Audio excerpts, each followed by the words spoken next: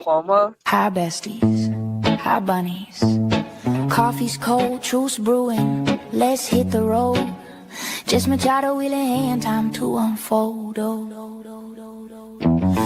light breaks, coffee chilling in my grip. Hi besties, hi bunnies, join the trip. Cruising mass highway, spilling secrets for hours. 1 to 3 deep, no holds barred, owning our power. Squad's got my back, riding waves through the storm. Besties and bunnies, keeping it warm. Got that wild spark, singing random and free. Keeping the vibe alive, just you and me. Trolls creeping in, haters twisting the feet. Weak shots flying, but they can't plant the seed. Jabbing in my style, my fire, my rise. Obsessed in the shadows, watching with jealous eyes. Drama stirrers calling grift, but facts don't lie. While y'all fume, my lights touching the sky. Reddit ghosts lurking, basement critique so low. Keep throwing shade, watch this bunny glow. Meow, meow, meow, meow, meow, meow, meow. Hey. Meow, meow, meow, meow, feel it now. Bunny. Just Machado show, chasing down the real. Besties and bunnies got that unbreakable seal. Meow, meow, meow, meow, trolls fade away. Truth in the air, lighting up the day. After dark or dawn's first gleam, we claim the throne. Justice rolling, meow, if you're in the zone. Meow. Love to my besties trolls. See a truth awaits. Just Machado show. Buckle up. Meow, meow, meow, meow, meow, meow, meow. Meow, meow, meow, meow. Meow, meow, meow, meow, meow, meow, meow. Meow, meow, meow, meow. Meow, meow, meow, meow, meow, meow. Meow, meow, meow, meow. Meow, meow, meow, meow, meow, meow. Meow, meow, meow, meow. Bunnies. Good morning. Welcome to 24 on 24, the #1 rated morning show in the continental United States. I'm your host, Jessica Machado. Thank you so much for joining me. I say that with sincerity. Thank you very much for joining me today. How's everybody doing? Great. Okay. I mean, usually if I ever see someone, I go, "Hi, how are you?" And they'll go, "Good." I go, "No, like on a scale of 1 to 10, like, how are you?" I always fall somewhere between like 7.5 and 9. Always. We're like, we're like 6. We have a lot to get through today. I'm a 6. 6, 7, 6. Thoughts and prayers to my mods in the chat today. You guys are doing the Lord's work. It's Monday morning. It's my favorite day of the week. I love Mondays. I love the mornings overall, but I love Mondays as well. It's a start. It's a fresh start. And more than ever, I feel like it's like an important like reset. I'm going to just do my best to walk through all of the things today. Before we get all into that, Georgia and Jack and I were having a conversation last night about AI. And I have done, I wouldn't say a deep dive on data centers, but I felt as if I'm not saying even that, I felt like there was some clickbait happening with data centers. And I was like, well, I need to learn a little bit more about this or whatever. So Jack and Georgia are fundamentally against AI in every form. They do not use it. For example, how this started was Jack and I were talking about my primetime specials this week. And I said, "Oh, I made this like picture with a bunny and third dimension or whatever." And he's like, "You didn't make that. AI made that." And I was like, "Right." And he's like, "Stop using that." And he's like, "You can make that on your own. You can go to Canva and you can make that on your own. Stop using AI. Stop being lazy." And I never really, I'm not kidding. I never thought that would be like, that's a lazy thing. Like, it takes a lot to go into Grok and be like, no, the bunny isn't cute enough. Fix the bunny. Like, he's basically telling me like, you're being fucking lazy. But it started a deeper conversation.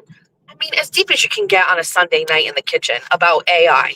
And Jack and Georgia are like so against AI in every form. They won't use it. They're very conscientious about it. In my mind, it reminded me of like back when I was like a kid in the 80s and like reduce, reuse, recycle was a big thing. And like I was kind of like all for the environment, and I would get mad, you know, if we didn't like recycle everything at our house in the 80s. Like I'm wondering if this is their like reduce, reuse, recycle moment, but like they are far more educated on it than I am.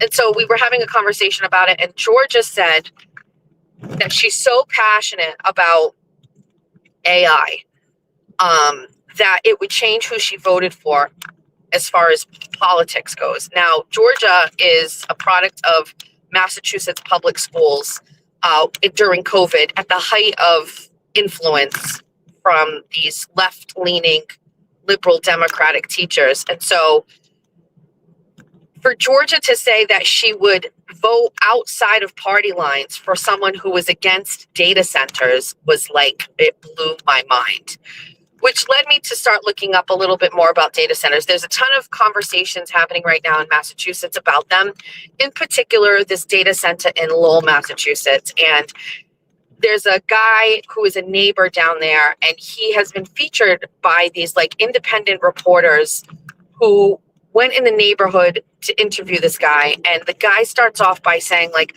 we've got to stand over here in this area because there are cameras on the data center in Lowell that are like highly sophisticated with face recognition. They can hear everything, and they point out from the building into like people's neighborhoods and Prince Street and all of this stuff in that area. And basically the guy is saying, like, listen, I live here, he said, and every step of the way, this data center, I think it's the Markey Group, they have basically said, here's what we're going to build. And then when they start building, it's different. Every part of it, every step of the way has changed, which led me to actually start researching like the planning board and all of these things in Lowell. And when I tell you that all politics is local, you have to listen to me. Like, this is no different than what happened in Somerset, where they were going to have ship to shore power, you know, to handle this whole situation out at Save Our Bay, Brayton Point area, like the Brayton Point area, where they were going to have these diesel ships coming in, and they were going to be manufacturing cables for offshore wind. And it was going to be a noise problem. It was going to be a environmental problem. It was going to be an air quality problem. And the residents who live down in this small little parcel of land on the other end of town here in Somerset basically started showing up to meetings and speaking up. And then you've got to change your people on the planning board. The people on the planning board are making the decisions. They say yes. They're the ones that stamp these things. Like, they say yes. And so in Lowell, it was crazy, but like there was just like the green light for all of this stuff, and nobody was pushing back before. And now it's too late. Now you have this gargantuan black box of a data center. Just, you can Google it, go on Google Maps, and you can type in Prince Ave in Lowell, and you will basically see this massive like black thing. And to see the neighborhoods, this is a residential area, like to see this thing come out of, it's crazy. It's just crazy. And they have sounds, and they hum, and they use fresh water. And that's also like a weird thing. But so I went down this deep hole about these things, and there are like 30 to 40 data centers in Massachusetts right now. And what's in particular, like, I always look at this kind of thing, like, where are these businesses coming from? Where are they? And when I started clicking on them, a lot of them don't originate in Massachusetts, but there is a tax incentive in Massachusetts if you bring or build a data center. And the tax incentive is you pay no taxes for 20 years. If you make a facility like that has like 10,000, 10,000 square feet, it's going to be like insane size. No taxes. They're not paying 6.25% sales tax. They're paying nothing. No taxes. So the benefit to the state of Massachusetts, outside of driving up your energy costs, outside of depleting your like your environmental, like water and potentially like who knows what's happening to the water that they're using. We don't get any tax benefit from them for 20 years. And the only benefit is that they have to hire 100 people. And I'm not sure those 100 people have to actually be from Massachusetts. I don't know. If some of these people are remote, I don't know if they are working outside the state. I can't find a benefit to the state of Massachusetts for having a data center. I mean, I'm green at this. I just did my basic searches like I do when I'm looking at something in town or whatever. But like, what is the incentive for a company to come here? A lot. What does Massachusetts get out of it? Nothing. How much does it hurt Massachusetts? A lot. And so I don't know. I mean, for me, it's very important that we pay attention to what goes on in Somerset. Okay. I keep thinking about the power plant area and how it's a really unique space. It's commercial. It's near the water. Literally, it's on the water. It's massive. It is adjacent to a residential area. And how can somebody not be viewing that as a place for a data center? You know what I mean? So my mind has just been like in a really deep hole with data centers. I always feel like, especially when it comes to like matters of like health, technology, and advancements, they can add to the longevity of life, and like those things are important. And I think about like my grandfather died of a heart issue that in 1987 we didn't have the technology to help, and if we had what we have today, he could still be alive, right? And so those are just big things to think about, and I'm all for it, but I don't know how I feel about this, especially when I'm like listening to my children who are so opposed to it. I don't know. It's got my mind like thinking. And after their conversation last night, I was up late reading all about it. And, I've been through this before. Like when we lived, we live in Somerset, and one of my very first town meetings after we moved back, the rezoning of an area of our town was on the town meeting, and it was for bringing a weed dispensary here, Solar Therapeutics. And this is right after legalization in Massachusetts, and Somerset had a company come in and they were like, we want to start this company. We're going to grow weed here. We're going to sell it. So they had to rezone it, the area. And I voted against it. And I was one of only a few people that voted against it. And crazy enough, in this town meeting, it was full of people. You actually had to stand up if you were for it or stand up if you were against it. And I'm telling you, there were maybe 25 people out of like 500 that were against it. And I was. And the reason I was against it is not because of weed or anything like that. It was because I didn't like the tax incentive or the TIF agreement that they were getting, which was basically like they paid nothing on the front end, only later. And I was like, who's to say what it's going to be like in 7 years in this industry? There's going to be more weed places, which is exactly what happened. So we were told that this place was going to give us $1 million a year in tax revenue. They don't give us fucking shit. We get nothing. We get nothing from them. We expected, everybody's talking, they're going to give us money in our schools. They give us nothing. They give us nothing because there's weed places everywhere, and they actually don't even care about Somerset anymore. They're all over. They're in Rhode Island. They're everywhere. So I pay attention, and I don't know. I guess my biggest takeaway is I have to pay attention. There's currently the move to get a battery storage facility here in Somerset. It's right on Riverside Avenue. It's about 2 miles away from where I live. And there's a group of neighbors who are fighting that. They don't want it. And it's just that little bit of like, I don't know, you have to pay a little bit of attention, I guess. And then if something's happening and it's not good, then you have to tell your neighbors, and then you have to get them to vote. And it's exhausting. It's exhausting. But anyway, I'm going to try not to use Grok so much, which will be easy because I deleted my Twitter account. Let's get a coffee. Okay.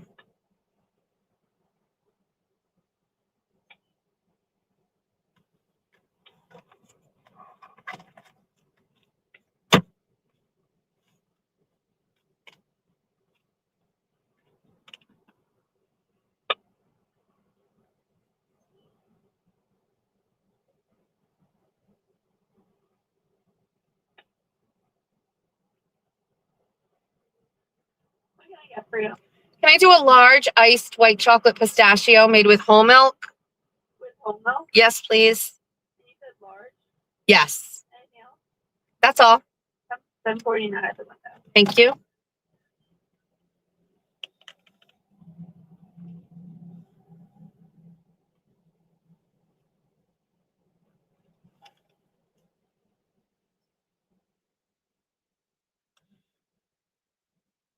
All right. How's the chat?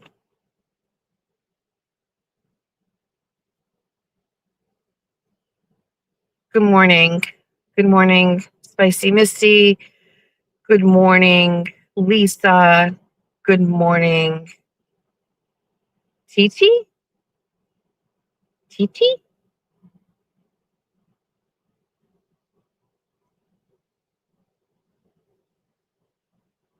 Good morning, See Me Yummy. Hi, Laura.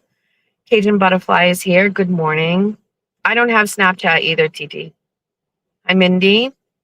We're just waiting before we start our next little segment until we get our coffee.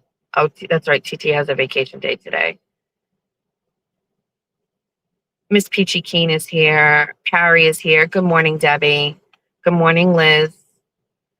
Enchiladas Texas is here. Good morning. Post Woke World. Good morning, Jen.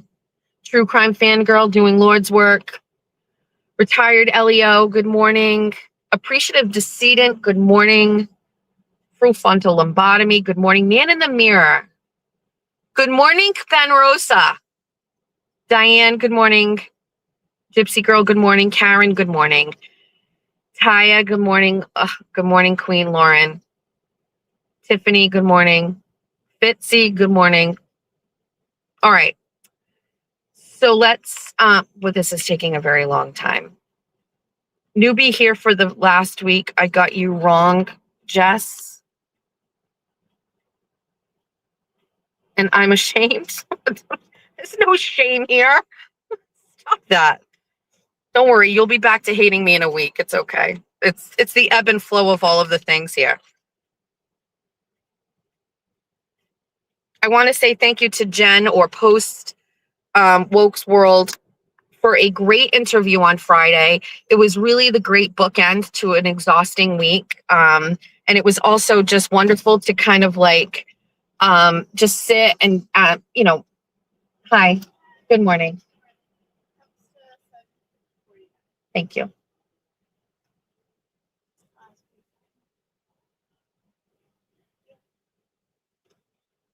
Hold on. No straw today. Thanks.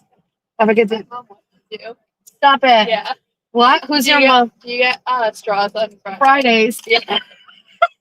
I'm Jessica. Wait, I'm Juliana. Hi, Juliana. What's your mom's name? Lisa. Hi, Lisa. Good morning. Your daughter's here at Society. That's so funny. Thanks. Have a great day. It was the best. You should have saw her face when she handed it to me. She's like, do you want a straw? And I'm like, no straw. And she went, I think my mom watches you. Hi, Lisa.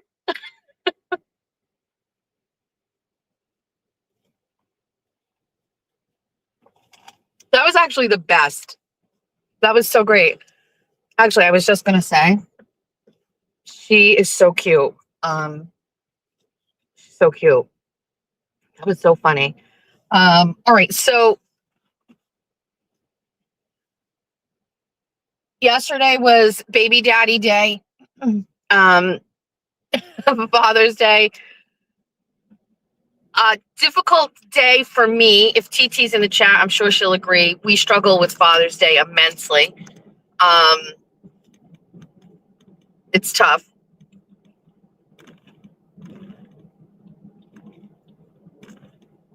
But for me, it's a really great day because my children have wonderful relationships with their dads.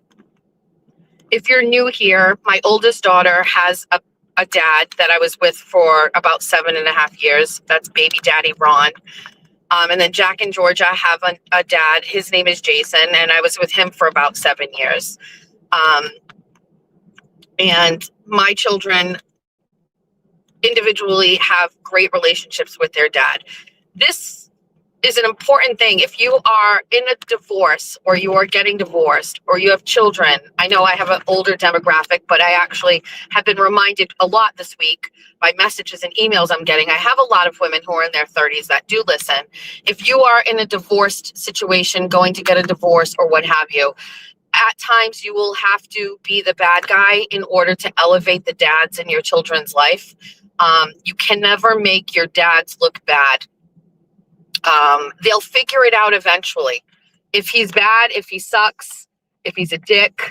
I'm not talking about like if he like abuses them. That's just not. I'm just talking about like you got a guy you were with, you're not with them anymore, whatever. Like you have to take the L because you most likely live with them full time and you have organic opportunities to shine as a mom. The dads don't often have custody 50% of the time. And so the limited amount of time that they're with them should not be like negative, right? So you just have to take the L.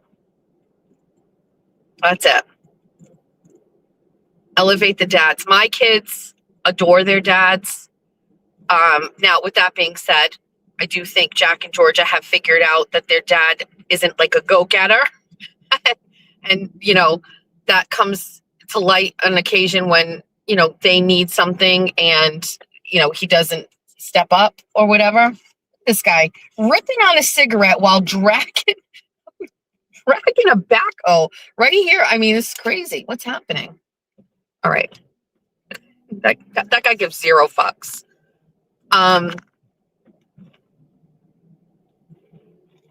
But I mean, again, my kids love their dad. So Julia spent time, well, whatever. They all just went. They dispersed. They went to go see their dads. They were gone almost all day. Now, as you know, my husband is estranged from his son. This is a very difficult day for him. And so since this has happened, we really focus on Jeff. It's all about him on Father's Day and doing whatever he wants.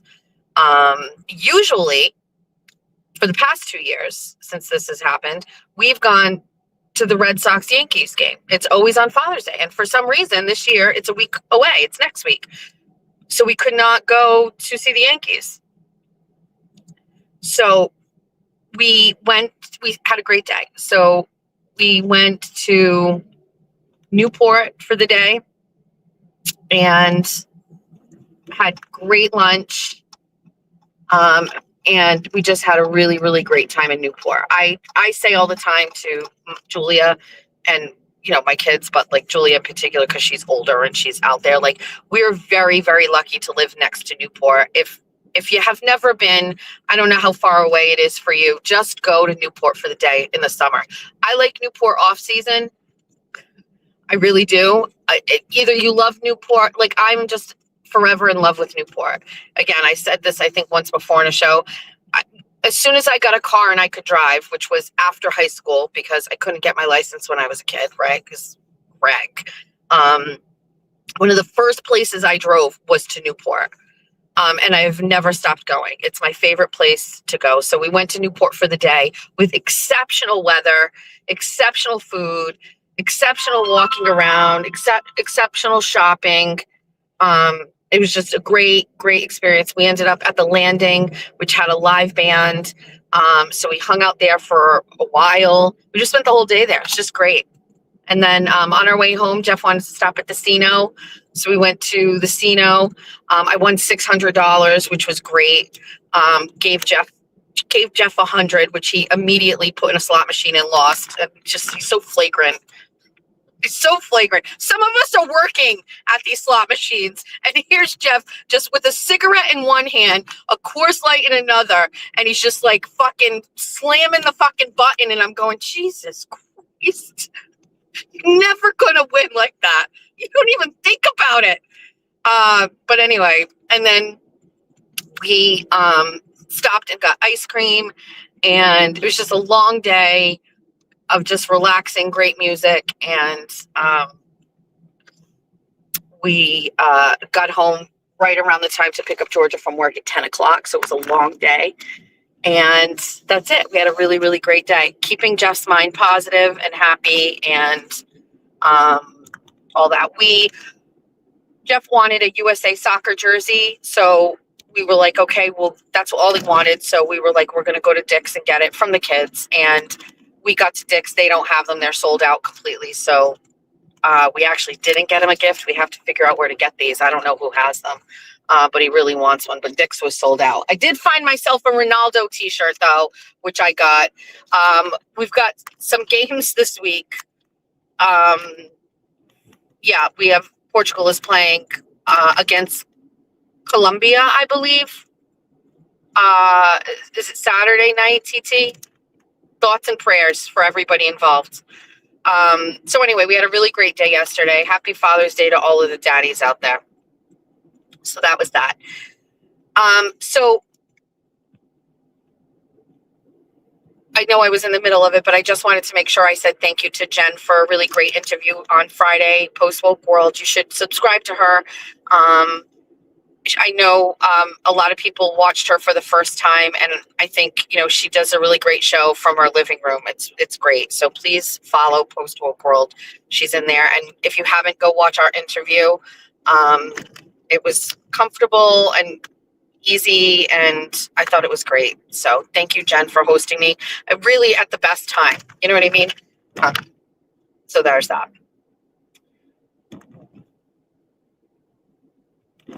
Before we start getting into all of the fun stuff. So my mother lives in an in-law part of our house, and my mother was like, on Friday, she's like, I'm not feeling great. I'm going to go to the doctor. I'm going to go to the doctor's office. I said, okay. My mother came back and she's like, I have shingles. And this is a really fun fact. My mother went and got vaccinated for shingles because her doctor told her she needed to get vaccinated for shingles because of her age. My mother got vaccinated for shingles, and about 6 months after that, got shingles for the first time. Okay. A really bad case of shingles. And then it went away, but it impacted everything because it was on her head. It was near her eye. It impacted her vision. And I was like, it is insane to me that she never had shingles. They told her to get a vaccination for shingles. And 6 months later, she got shingles. And now here we are a year after that, and she got shingles again. And I am just so motherfucking tired of fucking doctors telling you shit you don't need and people just blindly going on and accepting it and saying yes. At this point, okay, at 78 years old, 77 years old, what the fuck are you getting vaccinated for shingles for? Chances are you haven't had it. Like, you're okay. But what difference does it make if you get vaccinated and then you get it anyway? It's fucking nuts. I can't even believe it. So my mother is not doing great. You know what I mean? And like, it's just, I'm over it. I know we're not supposed to talk about vaccinations or whatever, but what the fuck? You know what I mean? Why is this kid sitting on the corner? Like, get off the corner like that. You're on the street. Ay. So I have no other experience other than my mother has never had shingles, got vaccinated for shingles. 6 months after that, got shingles. And now almost a year later, got shingles again. So maybe don't get vaccinated for shingles.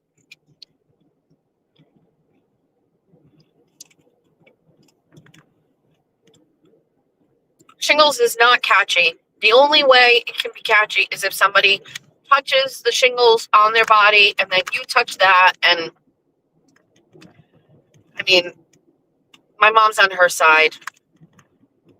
I bought some disinfectant wipes and spray for the kitchen and the door handles and all of the things that we share. And I mean, we've been through this already once before. So I'm just over it. I'm over it. All right. So that's a little update on the weekend. Today's Monday. It is Georgia's last week of school. She has a half day today, but she's staying after to do some extra work. She finished the 2 projects that she was missing, thankfully. Well, she had a project that was missing. She had a test that was missing. And this is just really end of year stuff. And then she had like a project that she needed to do. Remember I told you like she had to actually like do a physical project? I actually convinced her to try to do something digitally. Georgia has an iPad and she's like very skilled at like Procreate. And I said, are you sure you can't do something digitally? Because I bet you could really produce a great project on your iPad using that program. And actually she could. And of course she did it and it's freaking phenomenal. So she feels like lighter. And George is a procrastinator for sure. Jack is the one that gets everything done in advance. Jack is asking questions about things like literally weeks before they need to happen. Julia and Georgia are both last minuters. Julia's getting better. I think as she gets older, she sees like how great it is to actually be early, because she's perpetually late. George is not late, but when it comes to projects, she deals with that thing that I have, which is like it seems too insurmountable. And so that's like our roadblock. It doesn't matter in our heads that we know we have to do something. We're just like, we can't until the very last second. And then they're like, we have to. And then we get it done. And we're like, why did we do that to ourselves? So she's at the end of the year. We talked this morning. I said, how does it feel that you're going to be a senior? And she's like, I'm so excited to be done with school. I can't believe I will no longer have children in the public school system. I can't believe it. It's just been going on for forever. It's been going on for my whole life, more than half my life. I've been a parent for half my life. And most of those, Julia started school at 2.5 years old. She was in preschool, and we got on that train and we are about to get off, which is just wild to me. And I'm just so happy for all of them. They're all just doing wonderfully. Everybody is just doing great. Jack was telling me about a friend of his that he works with, and she has an old car. So a girl that he works with, she has a mom that is kind of like all over the place. And as a result, she felt like she couldn't live with her anymore. So the girl's 25. Ironically, she went to school with Julia. She's Julia's age, and she couldn't live with her mom. So she got an apartment. A friend of hers mother owns a building, and there's an apartment there for like $900 a month, which is like golden in Massachusetts right now. So she lives alone, or she had a partner and they moved out. And so I don't know the whole details, but she lives by herself and she works full time. And she has a car that's about 20 years old. And the car has been fine, but catalytic converter is broken. So she brings it to a shop and they tell her $1,600. Now the car's not even worth $1,600. So she can't fix it. So now she can't fix the car. She doesn't have money saved to buy a car. She can't afford a car payment anyway. And she doesn't have credit built because nobody taught her that. And Jack is feeling very stressed out for her. And I told him, I said, this is a really great opportunity for you to, number one, recognize where you are and what you have, and also to maybe share what you know with your friend. Talk to her about getting a credit card so she can build her credit. And I just, the girl reminds me of me at that age, right? Where I moved out of my house because it wasn't really healthy for me. I really couldn't afford it. I lost the ability to stay at home and work and save money or to get an education because it wasn't a good space at home. And then you didn't really have a dad to help you out, and you don't have a support system at home. And she's like, it was really sad for me, and it's like, I don't know if she's ever going to like get ahead of the 8 ball, so to speak, but it also made me realize that, thankfully my kids are not in that situation. And it was a good reminder of that. So anyway, hi, how's everybody? Everybody great? Good. TT and I both moved out of my mom's house very early. So we lived obviously with Greg and my mom, and we were in Pennsylvania. And then my mother and Greg got divorced. We're not doing childhood trauma today, that's for sure. But I will tell you, the divorce in itself set Jamie and I up for failure, because he did not apply for, he did not file for divorce until right after TT and I turned 18. And he gave us no child support. So my mom ultimately ended up being a single mom, moving back to Massachusetts with 3 kids. And by the way, we were 18, but we were, I would say, like an emotionally and like socially stunted 18. I had never had a boyfriend in real life. I didn't have a driver's license. I had really just been under a thumb for so long. Like, I didn't even really know how to function at all. So essentially, I really could have used a couple of years of like care. But we were really not afforded that. We were thrust into a completely different life where we were really kind of on our own. My mom was really just adjusting to being a divorcee, moving back to Massachusetts, and it was rough. I don't even want to really get into it. It was a big fake it till you make it situation for sure.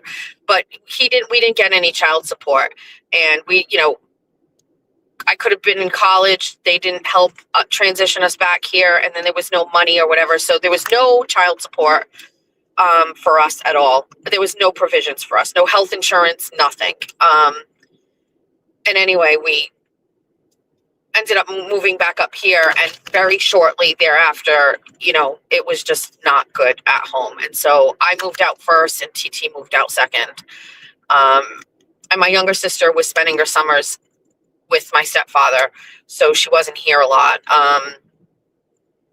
Well, she was here a lot, but she was in Pennsylvania or New Jersey, so it's just really crazy. So anyway, we moved out, and it starts the cycle of you move out. Those are critical years. You could be going to school and getting your education. You could be working and saving money. And TT and I were not doing either one of those things. We were literally just trying to find fucking peace. And it was at the detriment to our credit scores. So, and we didn't have anybody up here. I mean, I don't know. It was just fucking sucked. But anyway, we're not getting into that. So that's that story.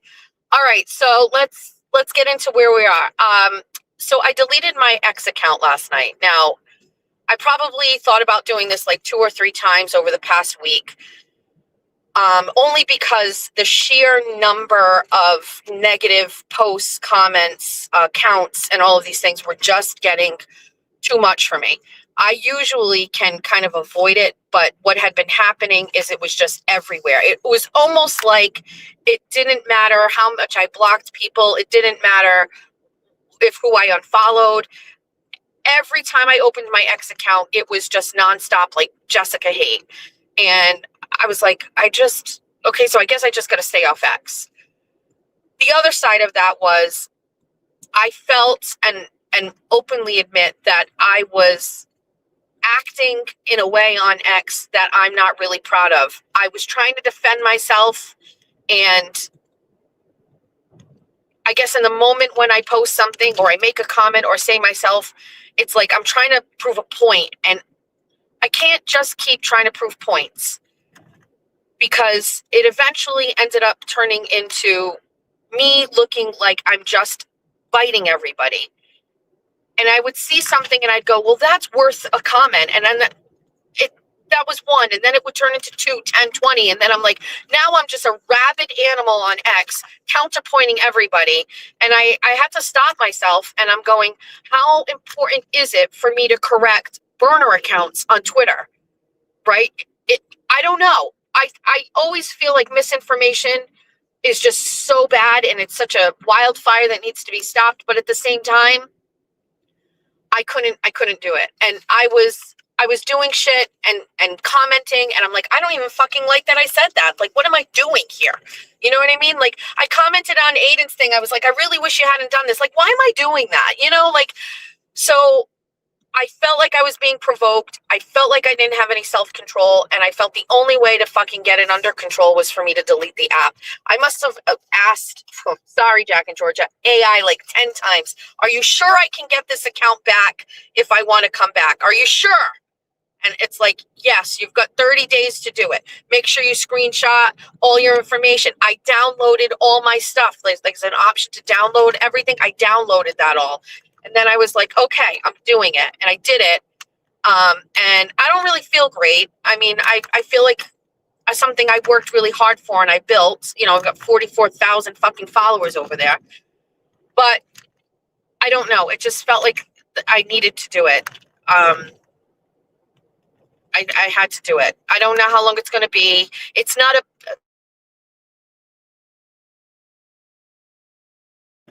I think that there's going to be 1,000 different people because somebody sent me already a screenshot of a couple of comments. This is a plot. This is all a plot. Everything is by design. First of all, yes, a lot of things are by design for me because this is a motherfucking business. And I don't walk into this every day with just like, oh, I don't know. What are we going to do today? Not anymore. Maybe in the beginning I did. Maybe last year, but not now.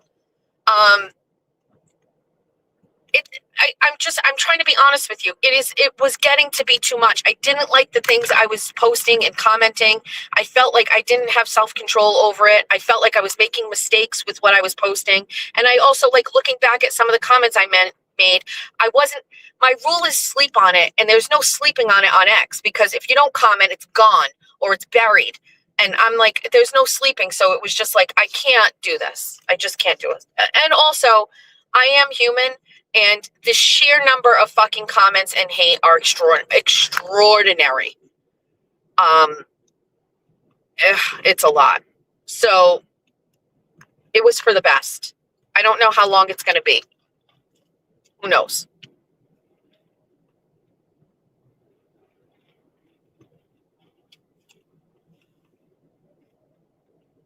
That is the only design of what I was doing. I couldn't discipline myself, and it was just for the best. So prior to that, I went to go get Georgia, and I was doing a space, and I was just kind of, driving to go get Georgia. Came home a few minutes before, so I had a little bit of time. I'm like, I'm going to jump on, and I'm going to drive over and wait for Georgia. And I started talking about this situation, and I can't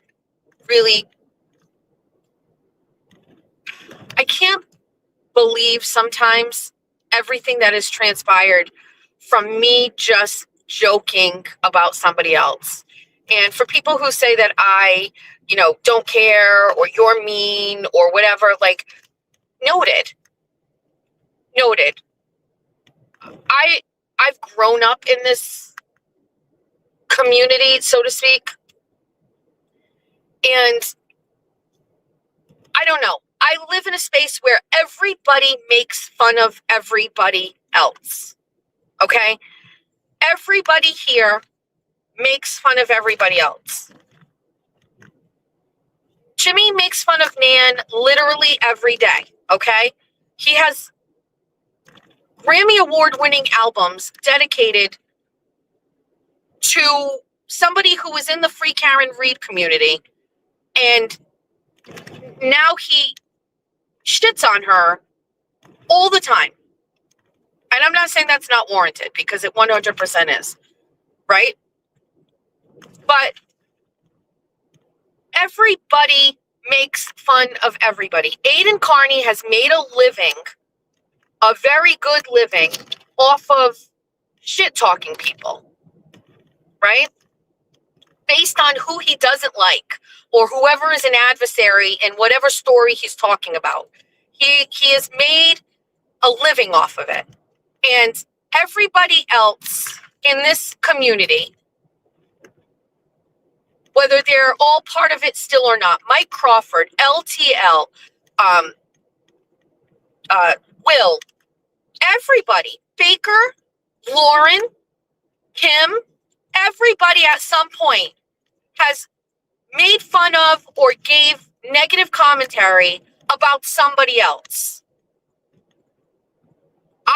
I did absolutely nothing different than anybody, except the person that I chose to do it to is someone that everybody seems to like. That's it. Which turns out to mean I have a different opinion than somebody else. I have a different opinion about the broken baker than it seems like most content creators. And when you start looking at that, you have to wonder, what value does it have to be aligned with another content creator? Maybe there's something that you get out of it where you need to be aligned with that person, so you're overlooking some of the things that I'm not willing to overlook because I don't really get anything out of that. But there's a lot of fragility going on around here where people can't just be like, well, that bitch has a different opinion. No, you can't. You can't have a different opinion. My opinion is exactly what it has always been from the beginning. This is I'm not allowed to say that this guy is a pig and that he did this shit to girls or whatever, but he's allowed to call me a racist. You know, it's like this crazy and this is where I get that caged animal feeling where it's like, I need to be like, what do you mean? Like, everybody else fucking does this. Why can't I do it? And I don't care if you don't like it. I have my opinion about the guy. I don't like him. How come nobody fucking burnt shit down when Will said that about me? Nobody did anything. Aiden didn't say shit when Will went after me. He didn't acknowledge it at all. Guess who also didn't acknowledge it? Me. The difference is that Baker went and turned this into a big, huge thing because he's got a fragile fucking ego and turned it into something crazy. So, you know, there's a lot of fucking hypocrisy. There's a lot of contradicting. I'm not perfect in this whole thing. I'm really not. But it's fucked up. And I think most people agree. And I also think, I don't know. I'm not sure.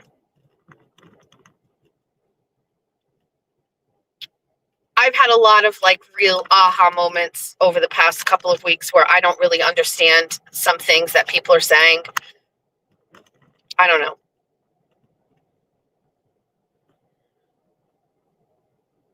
I cannot and would not and do not want to go back from where I was with this. I am staying exactly put on how I feel about this.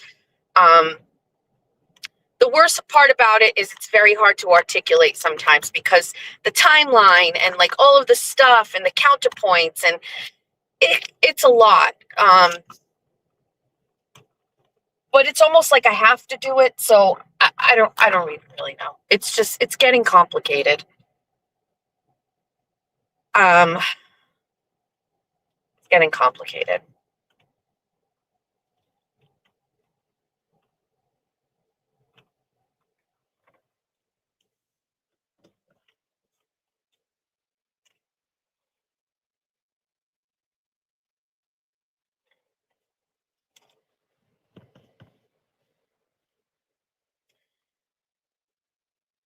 I think this is me being deliberate. Being deliberate. Can you imagine? Not imagine. Forget it. As all of this, so currently right now, right, which contributed to the reason why I deleted or deactivated my account on Twitter.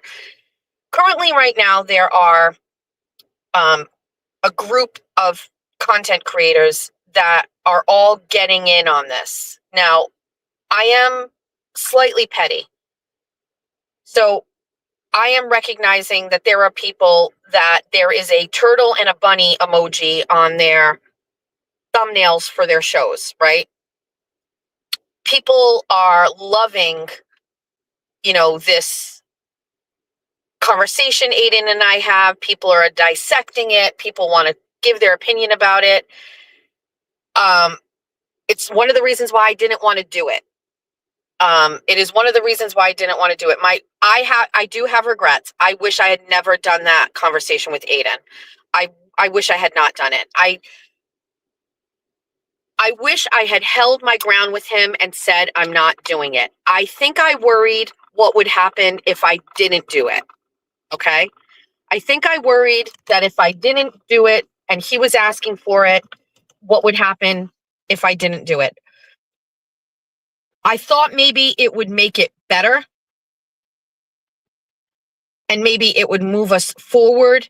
But I've watched it now 3 or 4 times and there was absolutely no way that he and I were ever going to be moving forward from that. He had exactly what he wanted to do.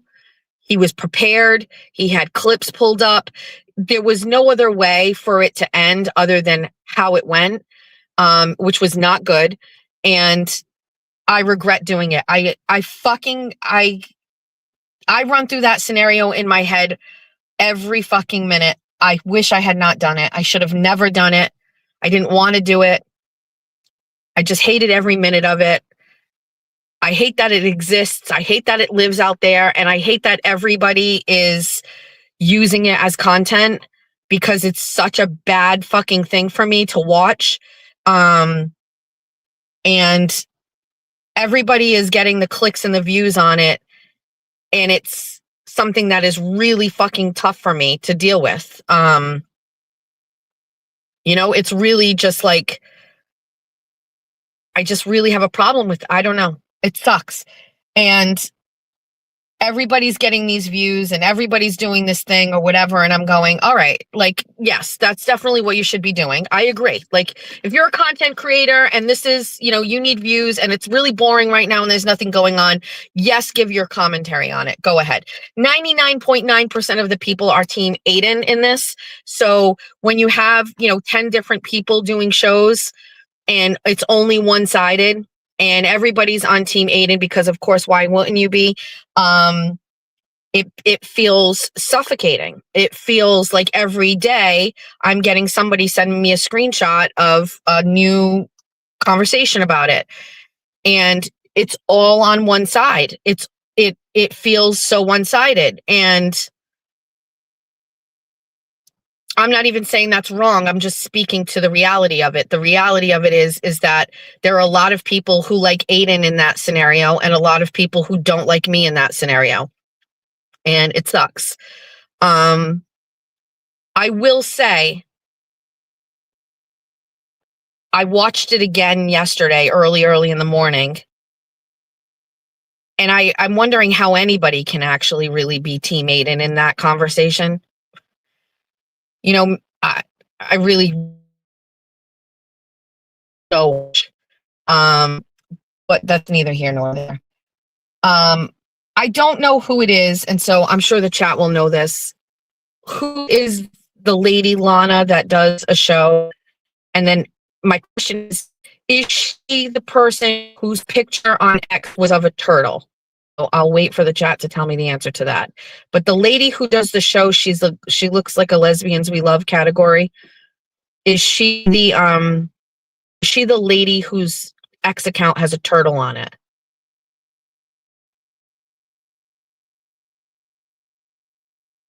Truth and Transparency, that's the name of the... Okay. Crazy Lana. Okay. Is she the one that has the turtle on her X account?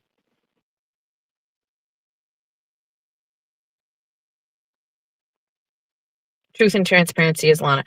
There's somebody that follows me on X and she's a troll, true crime. Okay.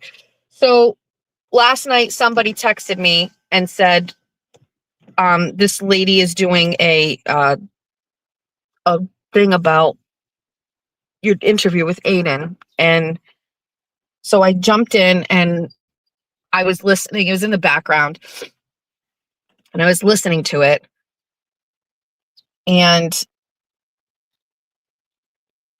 in the beginning, she was basically, she hates Aiden, right? I'm assuming she hates Aiden. I don't really know. I'm not sure who she is. She hates Aiden. Yeah. So I've never watched any of her shows. I know one time she was talking about me somewhere and I popped in and I was just like, what's up, bitches, or something like that. I've never listened to her show. I went in there, I think literally one time somebody messaged me, and this is probably months ago, when she was talking about me and I jumped in or whatever. So I've never really listened to her, and I'm still not sure if she's, I 100% can tell she's anti-Aiden. So she's going through a live view of our interview. And I was listening. I jumped in at the end because somebody was saying something about, we were in the part of the interview where Aiden was talking about my views and my subs, right? And that particular part too, when you watch it like for the third or fourth time, how he's like, he knows what percentage of subs he's lost and what percentage of subs I'm losing, was very eye-opening after the fact. But she was talking about that, and somebody commented, or she commented and said, you know, somebody said Jess is buying views too or whatever. And I jumped in. I was like, I've never bought a view. I've never purchased a sub. I don't even know how you do that at all. And so she saw that I was there in the chat, and she was like kind of like speaking to me or whatever, and I was commenting a little bit back and forth. But that was the only place where I've ever seen, aside from like my own supporters, somebody I thought was like I don't have any connection to, was basically looking at the interview and could see like some of the things I felt. And I was like, is it going to be people that hate Aiden that see that side of it? You know what I mean? Like, is there anybody that likes Aiden that thought that, you know, him saying me crying was manipulate? Like, you know, a lot of people say, you know, you'll see people that hate me. Like you, I hope your kids never see what you say on the internet when you simulate blowjobs and, you know, talk about sex and these words and all the shit like that. Never once have I ever felt, I hope my kids don't see something, until this goddamn interview with Aiden. I get sick that my kid could see me being such fucking pussy and letting somebody talk to me like that. That is the number one thing I don't want my kids to see. I don't want Jack and Georgia and Julia to see me sitting in my room and listen to Aiden Carney say to me, "You're crying to manipulate me." I swear to God, that is the first time ever I have ever thought that I have shame, embarrassment, that my kids could see me acting like that. Jack would literally tell me, "Hang the fuck up." Like, Jack would be like that. Julia would be like, "That is not my mom. Like, that's not what my mom would do. That's not how my mom should be acting." Even the defiant me would never be enough for my kids, because that's not how I am. And so, yeah, that is probably the one time I am embarrassed and shamed, and I don't want my fucking kids to see it. I'm sure they will. We talked about it, but it's not a good look for me. I don't want them to see me act like such a fucking bitch and listen to somebody and to cry and to have like him have that much power over me. We don't let anybody have that kind of power over us. Not somebody that's not important in our life. You know what I mean? Like,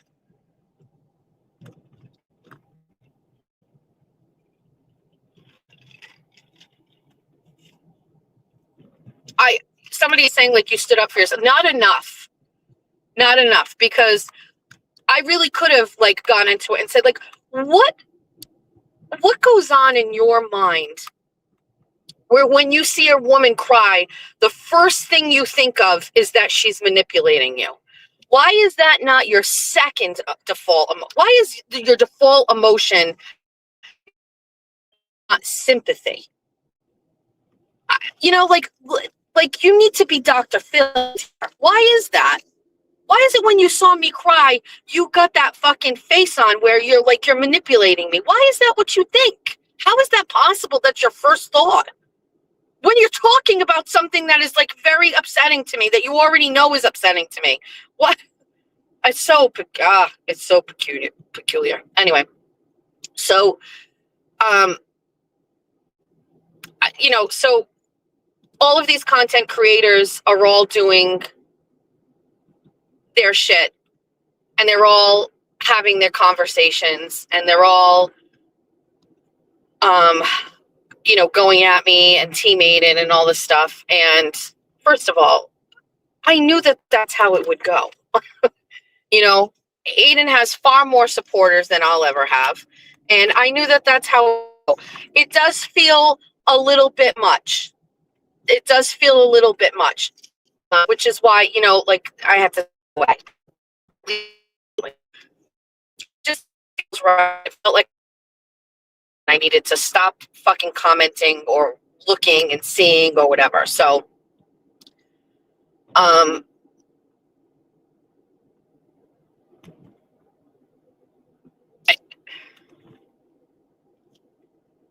resisting the urge to talk about Will,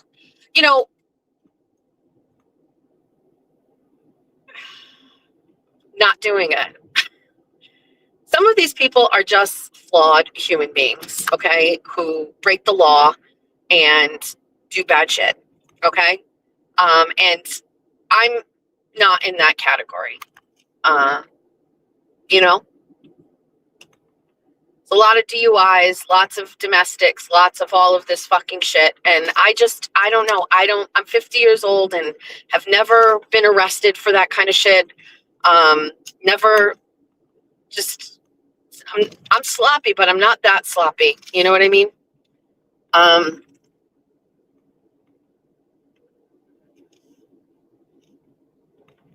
also find it extremely peculiar how much Aiden is provoking me, almost daring me to react so that he can say she also suffers from turtle boy derangement syndrome or whatever it is. I feel he is provoking me. I think in the text messages that we had back and forth with each other, it's provocative. I think he wants, at this point, as much as he says, two people can, we cannot be friends anymore or not associate with each other and everything can be okay. I actually don't think that's the case. I think some of the things that I've seen are just so poking. And it's a challenge to not go full Jen Altman. It is a challenge. Listen, you know how many text messages I got from rando people that are going, call Karen Reed and get an interview. That's the number one thing. I can't even believe it, but that's the number one thing I'm getting texted. Have you ever thought about asking Karen Reed for an interview to fuck him over? And I'm going, yeah, but I could call Meredith and do an interview with Meredith. You think Meredith wouldn't do an interview with me? She would 100% do an interview with me. And I think that he's just being mean deliberately to provoke me, so I will go against him, and then he can just say, see, I told you so, she's a cunt, or whatever. And do you know what I mean? It's just this weird thing that's happening. And even just the thought of saying that out loud about Karen or Meredith or whatever, that's going to get him mad. And then he's going to even go angrier. Do you know what I mean? Karen wants nothing to do with any of it. I agree. I'm first of all, can I be clear in saying I was not going to do that? Aiden was very adamant that I read text messages out loud to you.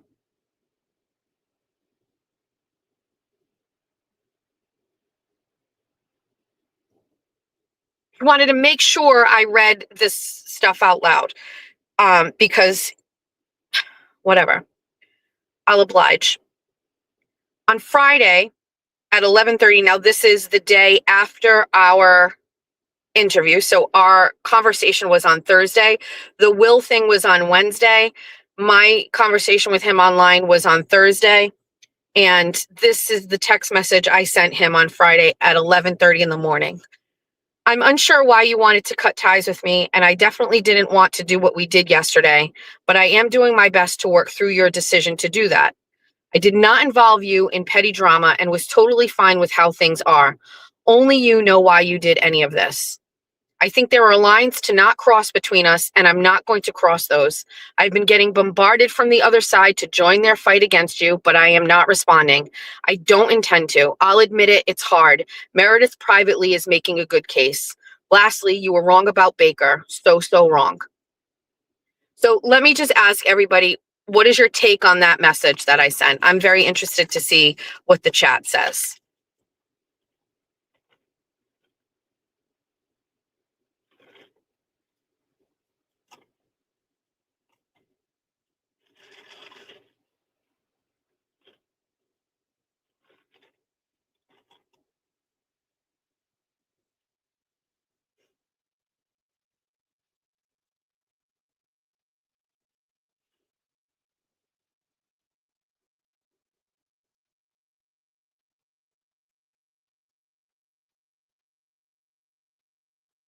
Okay. So the person who said the Meredith comment is going to be spun, and that's exactly what happened. His response, Meredith is making a good case. And I said, just using kindness and emotion in her words. And what I meant was, and I actually get into it. Yeah, I'll read it again. I'm unsure why you wanted to cut ties with me, and I definitely didn't want to do what we did yesterday, meaning the conversation, but I am doing my best to work through your decision to do that. I did not involve you in petty drama and was totally fine with how things are. Only you know why you did any of this. I think there are lines to not cross between us. I'm not going to cross those. I've been getting bombarded from the other side to join their fight against you, but I am not responding. I don't intend to.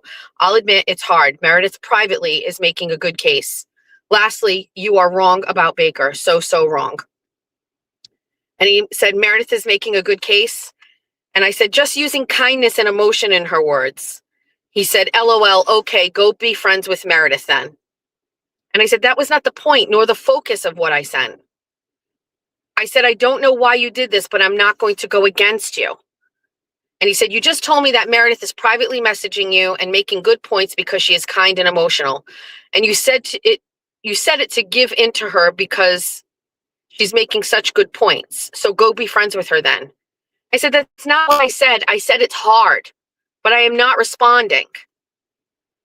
And he said, it's hard not to befriend Meredith because she's making such good points. So just give into your impulses and go be with her then. I don't care. And I said, okay, you're not getting it. And he said, I'm getting it. And those are your exact words. If you'd like to retract that statement, feel free to let me know. And he sent me a screenshot of it.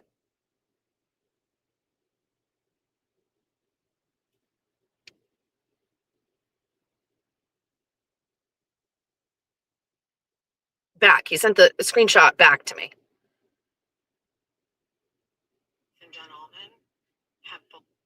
I sent him a voice memo. There's a little voice memo there. And he said, it's hard not to respond to the Turtle Boy derangement syndrome people because they make such good points. Yeah, no shit. That's called manipulation. And I sent him a thumbs up. At that point, I could see that he was just like thinking that the way that I said that, I wanted to just say to him, like, I just want to fill you in here, dude. Everybody's coming at me, including the other side, and I'm holding my ground here. That was really my point. Like, I think I'm very clear with that. Like, it wasn't like, hey, guess what? They're coming at me and I might go. It was more or less like, I just want to prove to you, like, even though I'm being solicited, even though they're coming at me with emotion and kind, like Meredith is being very nice in her message to me. Like, it's hard because like, it's hard because you treated me like shit, essentially. It's hard. So when you're coming off of an interview where a conversation where you're like telling me I was crying because I was trying to manipulate you, those feelings I have and everything you said in that thing is mean and nasty. It's hard to resist the urge to feel better by joining people who are saying the same thing happened to me. But he literally just crashed out over it and he just wanted to fucking go at me. So he goes, you want me to pat you on the back and tell you thank you for not running to Meredith and Jen Altman? LOL. He's like, you're on stage 2 of Turtle Boy derangement syndrome. Soon you'll be saying Kate Peter is making good points. I've seen this way too many times before, and one of the symptoms is you're so blinded by it, you can't even see what's happening. I will admit right there, I'm so blinded by how mean he was to me. There's that. You know what I mean? And I responded, why did you even do this to us? What did I do to you? And he said, oh, you played no part in this? Nothing is ever your fault at all. You're always right, remember? By the way, I still do not understand what I did to Aiden Carney. I have absolutely no motherfucking idea what I did to Aiden Carney. I had my own opinions about Broken Baker. I didn't bring Aiden into it. The next thing I know, he's on a live stream with Will shitting all over me. And then I respond to that. And now I'm the cause. I'm the problem. Like, there's just no way I see it that way. No way I see it that way. I mean, use your words. Put up a chart. Put up a graphic. Where the fuck did I do something to you? I did nothing to you. And I responded, I just don't know how this Baker thing led to this. And he said, listen to the insanity that you just said to me right now, simping for Meredith and Jen, and then try to say with a straight face that you're thinking right. You just offended Meredith and said she's making good points. That's a bridge too far for me. That is not what I meant. What I meant was, and I guess I could have elaborated any further in the text message, but it was like, when you are hurt by Aiden Carney, it is hard to not feel like the other side will make you feel better. Does that make sense? When you're fucked over and you're fucked over, which I was fucked over by Aiden, right? I think a weaker person would easily go over to the other side and just fucking have all of your fucking hate that you're feeling towards him be reciprocated, have everybody make you feel better. Like Meredith. Meredith's message was just like, you know, I hate you so much, but it was so bad, I'm not gonna fucking slam dunk on you right now. That's a weaker person with weaker character would be like, you know what? I'm going to call Meredith. I'm going to have a vent sesh with Meredith. I'm going to feel better, at least in the moment. And I'm going to be around people who have also fallen victim to his manipulation, right? That's what I was saying. Like, it is hard to stand my ground and be like, I'm still going to be loyal to you while the other people are coming at you. No matter who they are, it doesn't matter. In that minute, in those days afterwards, it fucking sucked. I said, I was just telling you what's going on. And I sent him a quick voice memo. He goes, if you were just telling me that, then you tell me they messaged you and you say you're not falling for it, which I did, by the way. He goes, instead, you're telling me they're making good points, AKA they're right. And I was just like, love you. Hope you have a better day. At that point, I was in Target with Georgia. I was like, I'm not doing this. And he goes, yeah, maybe the fact that your inbox is filled with Turtle Boy derangement syndrome people should be a sign. I sent him a voice memo and I would play it, but I just don't know if I said anything that can't be public. And he goes, I want to hear more about the good points Meredith and Jen Altman made in your inbox. And I responded, I can tell that you're not approachable. It was not the best idea to even text you. And he goes, why can't you ever answer tough questions on the spot? You said Jen and Meredith made good points. What were the good points? And I just said to you, what I don't want to say like I couldn't come up with anything on the spot, but it was hard in this intense texting for me to like say what I'm saying now, which is I think I explained it well. And I didn't respond. And he goes, actually, you should just go on your next show and read the text you sent to me here verbatim. Just do that instead. So I am doing that. I responded, I said, you're so silly. So now I'm just trying to like take it down a notch. I talked about Meredith and Jen on my show today. I said they were making their case. I said Meredith was being kind and sweet. You don't know that because you don't watch the show. Nothing I texted you is any different than what I said this morning. And everyone listening knew exactly what I meant. He said, I heard what you said this morning. I didn't hear you say Jen and Meredith were making good points. You should share that part. And I said she's making a good case. He goes, this part, you should say this part on your show. He wants me to read this part again, specifically. I have been getting bombarded from the other side to join their fight against you, but I am not responding. I don't intend to. I'll admit it's hard. Meredith privately is making a good case. He wants me to make sure you know I read that to you. And he said, I am glad they're being kind to you. Have a nice life. And I was standing in the seasonal section of Target, and I went, holy shit. And I typed that. I went right back to him. I was like, holy shit. And he goes, I'm just really happy for you that the people who have made dozens of Twitter accounts mocking your weight and saying the most disgusting things to you have suddenly decided to be nice and kind to you. They make a lot of good points, and I'm sure it's, quote, it's hard not to join forces with them. Good luck with your journey. And I went, my God. And that was that. Have a nice life. Have a nice life, Jessica.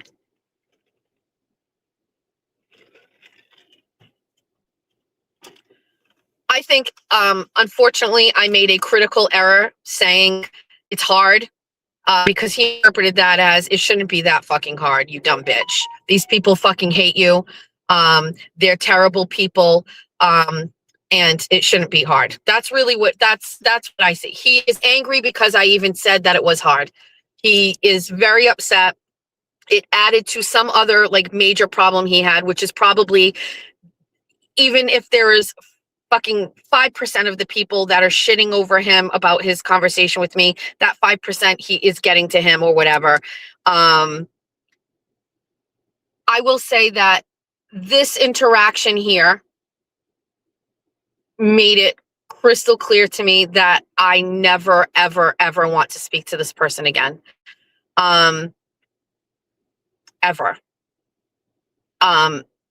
Again, this is not a, I don't think that what happened to him is correct.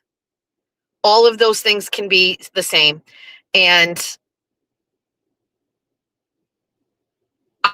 certainly over the past 2.5 years have been able to identify times and opportunities where this behavior has been on full display in regards to other people, whether it's Karen, whether it's Jim Altman, whether it's Meredith, whether it's anybody, right? Listen, his personality, his character, it spans everybody.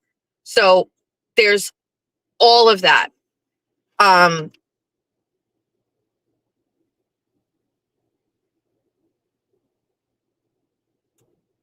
I guess just being on the receiving end of it is different, and it's crazy to me. I always thought that I was like going to be different. I always thought he was never going to treat me that way. I always did. I thought that because I was so loyal to him that I would never be on the receiving end of it ever.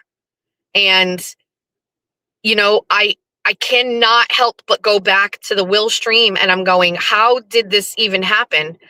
How did this go from like me, even if like the Baker thing was what it was, he gave the advice, he didn't take it.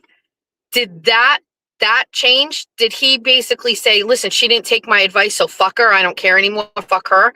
Like, you know what I mean? Like, why did it change? I don't understand. I still don't understand it. And he doesn't answer. So I don't know. You know what I mean? Like, I can't figure it out. Because I didn't take his advice. I mean, that's it. Crazy. Crazy.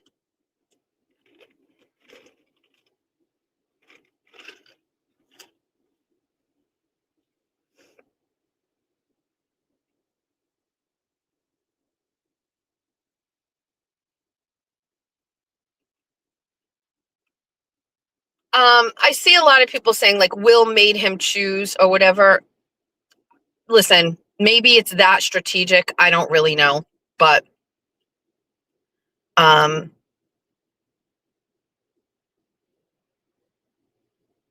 think the day I texted him after everything, I was just trying to feel it out, because as bad as the conversation online was, I thought like, there's no way this is going to end like this. There is no way that this is going to go this way. And a part of me, keep it separate from him, part of me didn't want to be wrong. There's a lot of people that are like doing the I told you so's right now to me. And I didn't want to be wrong. I defended him so much.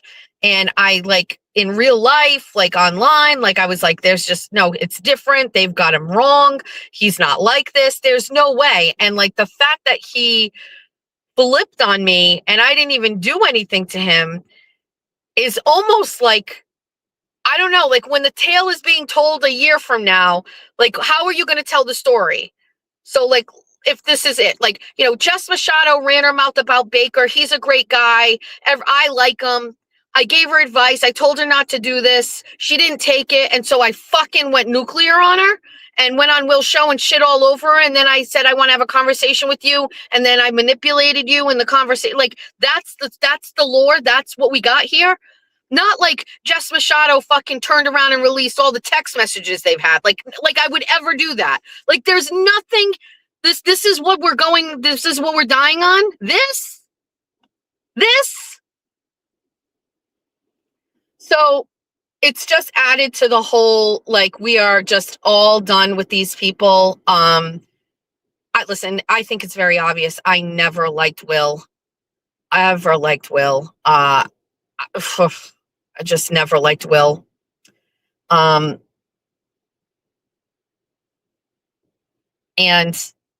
there is something like freeing about not having to even be in the same arena as Will anymore.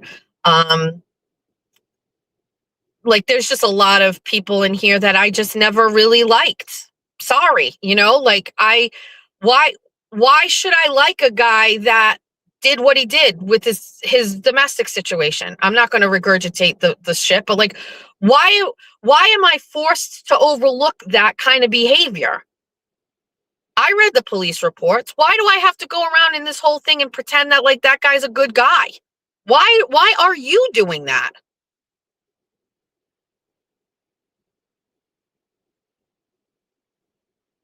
Why? You know, like,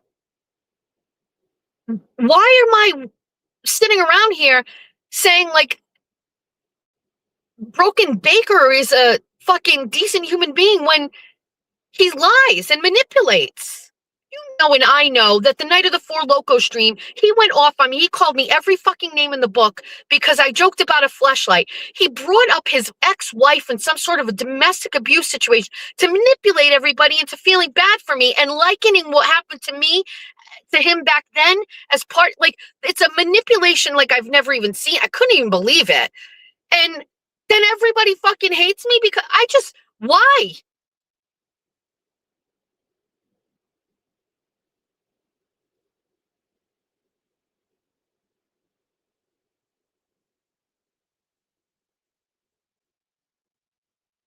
There's just some crazy hypocrisy and weird shit. And I have come into this right at the beginning. I didn't want to be fake. I didn't like LTL because of what happened with Will. But not just Will. It was Kim too. He was very, and Mike Crawford, he fucking would, I've already been through this. I'm not going to regurgitate it. I came out about the LTL thing because I didn't want people to think like Brian was going to come on my show. Like, there was a lot of, I didn't say it necessarily the right way, and I was really green at this, but like, I knew from the get that Brian was not a good person. I knew all he cared about was views. When I asked him to help me with my studio, it was another one of those moments where maybe he's like this with other people, but he won't be like this with me. But he definitely was like this with me because he was never going to help me with my studio. So I recognized, like, you know what? It's exactly, Jessica, what you saw. It is exactly what it is. And I'm going to tell everybody so nobody gets shit fucking confused. And I was right about him. And I don't get any credit and I don't need a pat on the head. But the fucking shit I know about Brian in his real fucking life would literally make your fucking head spin. Okay, because when this shit was going on, there were people that are close to him, people that were close to him, people that live near him, that inboxed me, everything. There's a whole fucking part of Brian's life that nobody fucking knows, right? And I have for months never said anything. I was just very happy to say, I don't fucking like this guy and I don't want to be friends with him here and I'm going to distance myself from him. I don't know why I can't do that. I don't know why I can't do that. The reality here is this. There are a lot of people here who put on shows to make a buck. Everybody makes money here. Every single person is monetized. Everybody got paid yesterday from YouTube, right? Everybody got paid. Everybody's here to make money. Everybody pays attention to fucking views. Now, I have a group of women who are helping me now that my show is bigger and especially navigating through these situations. And I bet every single one of them could tell you the truth. I don't pay attention to that shit. They will look at things and I go, oh, I never even really thought about that. Or somebody will send me screenshots with data or statistics. And I'm like, I never even really looked at that. I didn't really think. I care about myself. I compete against myself, but I am not out here looking to compete with anybody, basically because I don't consider anybody competition. I don't think anybody is as good as me. So I don't look at them like that because Will's show is trash. The Baker show is trash. Little Law Girls, trash. Lauren, trash. There's no good content. There's nothing. Put up one good Bunny After Dark up against 5 days of their shit. What are you talking about?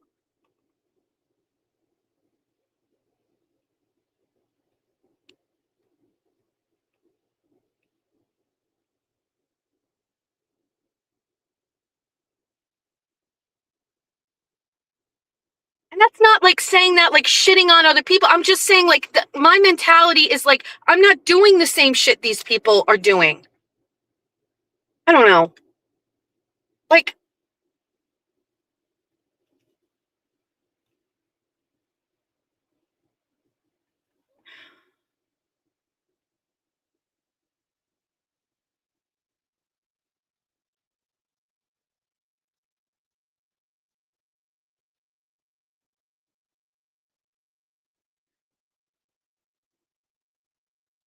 I think that it is becoming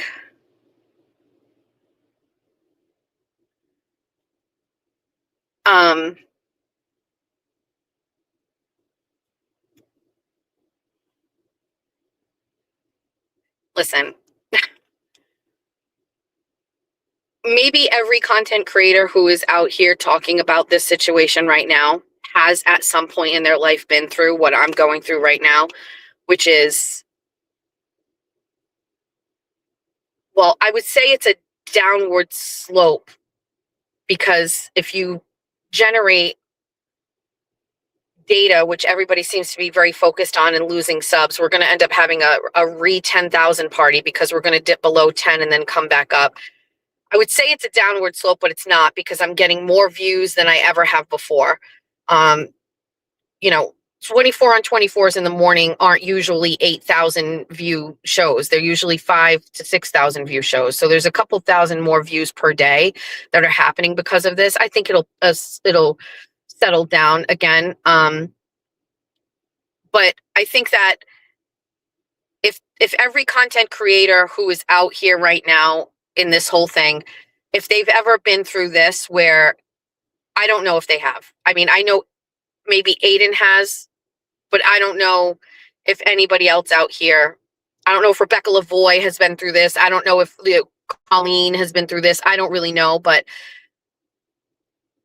it's a very difficult space to be in when, your business, your life is this, and you see it kind of going awry. And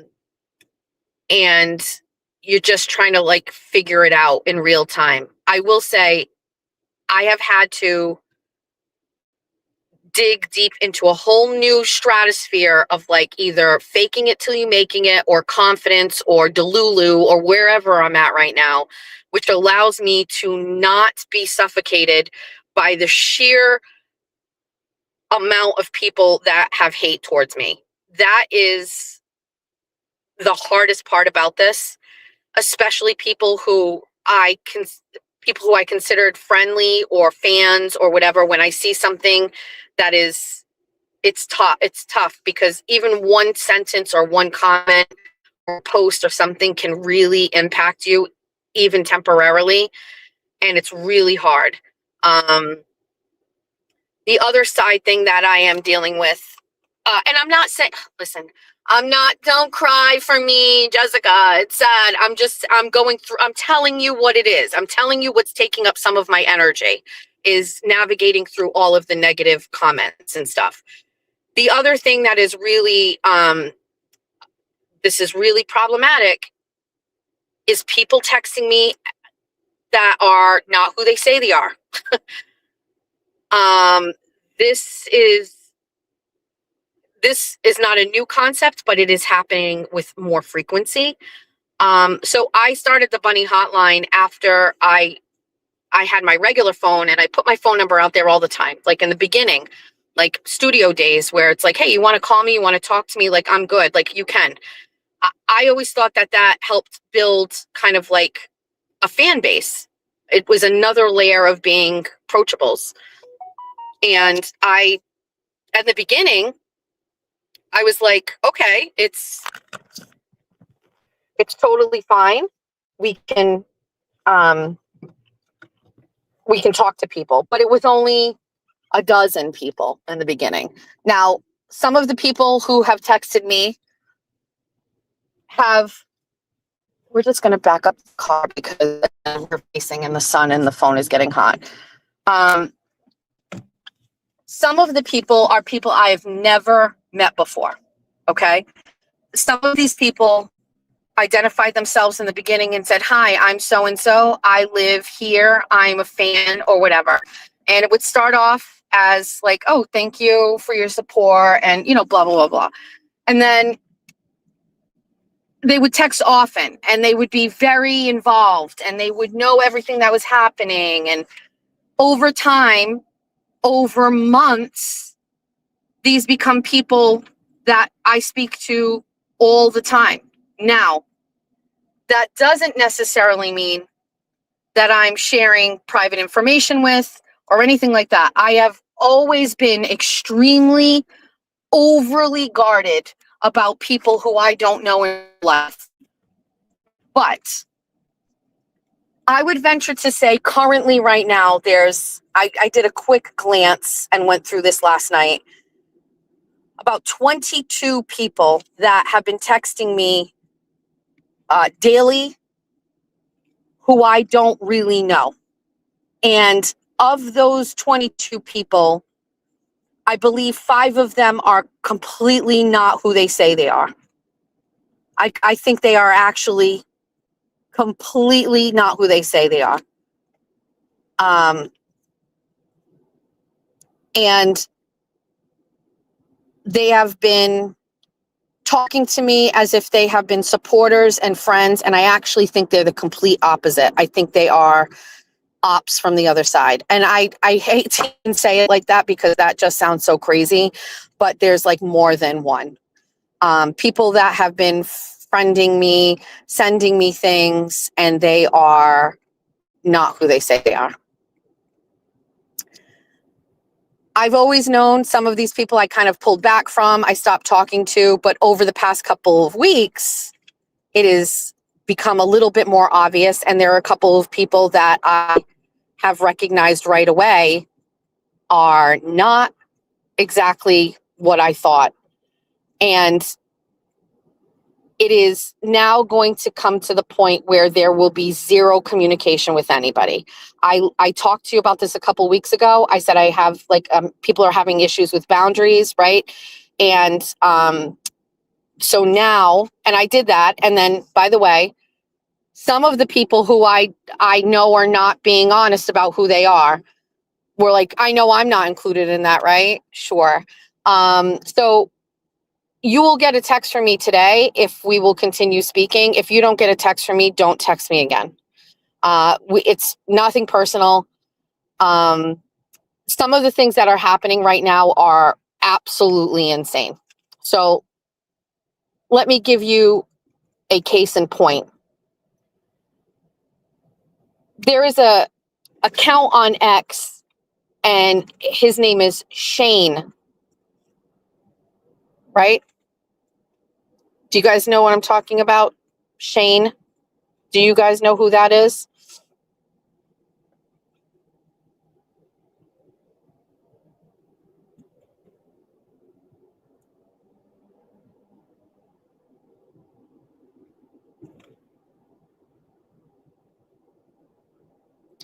So there's a X account. His name is Shane. I'm not really even sure what his name is in YouTube world. I have no idea. I'm going to pull over and I'm going to read some text messages. Stand by.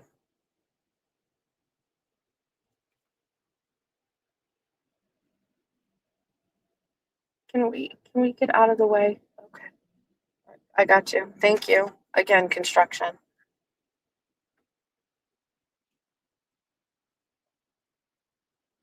So there's a guy on X, his name is Shane, and this person, before I ever saw him on X, I believe, this person was texting me on the Bunny hotline. And stupid Jessica, right? Always just is like, thank you so much for being a fan. Thank you. And especially men, because, we want to make sure that the guys are feeling, a part of this too. And I shout out because there are some men here. Most of the men are in the shadows, but if a guy is watching and is a contributor or is like, I'm not saying they get special treatment. I'm just saying, like, I value the guys that are here and are a part of it. And, I think especially, like, shout out fucking Pat Ford, right? By the way, fuck all of you, because I told you he was great and you guys hated him in the beginning, but now guess what? Exactly. Hashtag Jessica's right. Hold on. We're going to switch the phone and put this phone. I'm going to move on to a different phone so I can get the text messages from this phone, because we're going to explain something.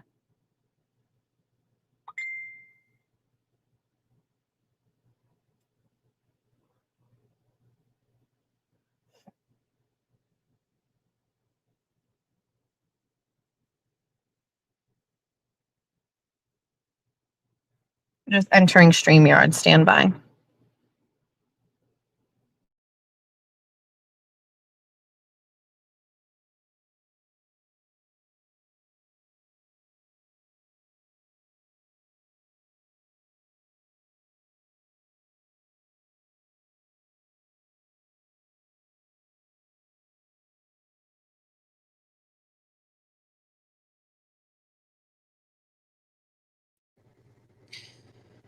So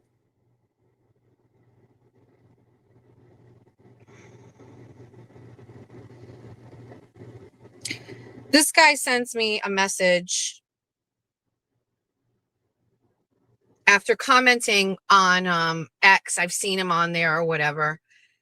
Sends me a message back in May. And I apologize. I saw him on X first. And he would be commenting on X in support of me. And that's it. Just he has first of all, it's a guy. And so, you notice it's not a girl. It doesn't look like a fake profile or whatever. So I needed something. I don't remember. I put like a bat signal out and he sent me a message and he said, meow, what you need. And I said, I think I got it all. Thank you. He said, good luck today. We'll be watching. Oh, and I said, oh, actually, can you find me a picture of Aiden and Meredith, like a selfie? This was for the Aiden fundraiser where I put the pictures on the background. So he sent me a picture. And I said, perfect, thank you. And he goes, you're welcome. And then on Wednesday, May 20th, he said something, make a prank call in a Cartman voice. It must have been on a show or whatever. Friday, May 22nd at 10 a.m., I got a message, can we talk? And I said, it's wedding weekend. And he said, enjoy. So this is the weekend of Julia's wedding. And he said, I offered Krusty $500 to not talk about Aiden for 30 days. She won't do it. Anyway, enjoy this weekend. I did not respond at all. It's wedding weekend. Later on that same day, he sent me another text. Today is Pat Ford Gay Day. I hope your day is as gay as he is. We're talking about a guy named Shane. He texts me on May 22nd at 10 a.m. This is the day before we leave for the Cape for Julia's weekend. And he asks me if we can talk and have a conversation. And I respond, it's wedding weekend at 11:42 a.m. Still doesn't listen, still doesn't care, sends me a text message and says, enjoy. I offered Krusty $500 to not talk about Aiden for 30 days. She won't do it. Anyways, enjoy this weekend. I still don't respond. That's at 1 o'clock. At 4:30 p.m., he sends me a message and says, today is Pat Ford Gay Day. I hope your day is as gay as he is. I don't respond. He goes, love you. Have the best wedding ever. Okay. So now I don't respond. 9 o'clock at night on this same day at 9 p.m., he sends me a text message and says, yo. And I am not responding. Now it's Saturday. It's the wedding weekend. Everybody knows I'm down the Cape for the weekend. At 6:53 a.m., I get this text. I am so sad. My stepsister died last night. My parents adopted her when she was 3. She's always said, who are you watching now? She became a fan of you. She had Down syndrome and had a hard life. I loved her regardless. She was only 38. Fuck. I don't respond. I wake up at 6:53 in the morning. I was actually up. I get this message from somebody that I don't know that has been texting me for the past 24 hours. I've already set up boundaries and said, it's a wedding weekend. I don't want to talk to you.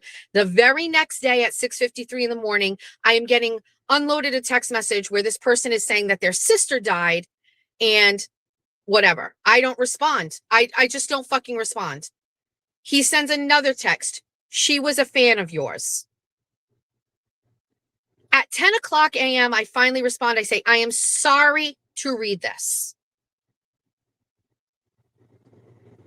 Next message. Thanks. She was awesome. She was made fun of all her life, but I always was her hero. I don't respond. She was a fan of yours. I don't respond. Enjoy the wedding. I'm hoping it goes well. My sister's name is Emma. She was so excited for you. Please think of her today on the wedding day. This is this guy, Shane. I don't respond. I don't talk to this person.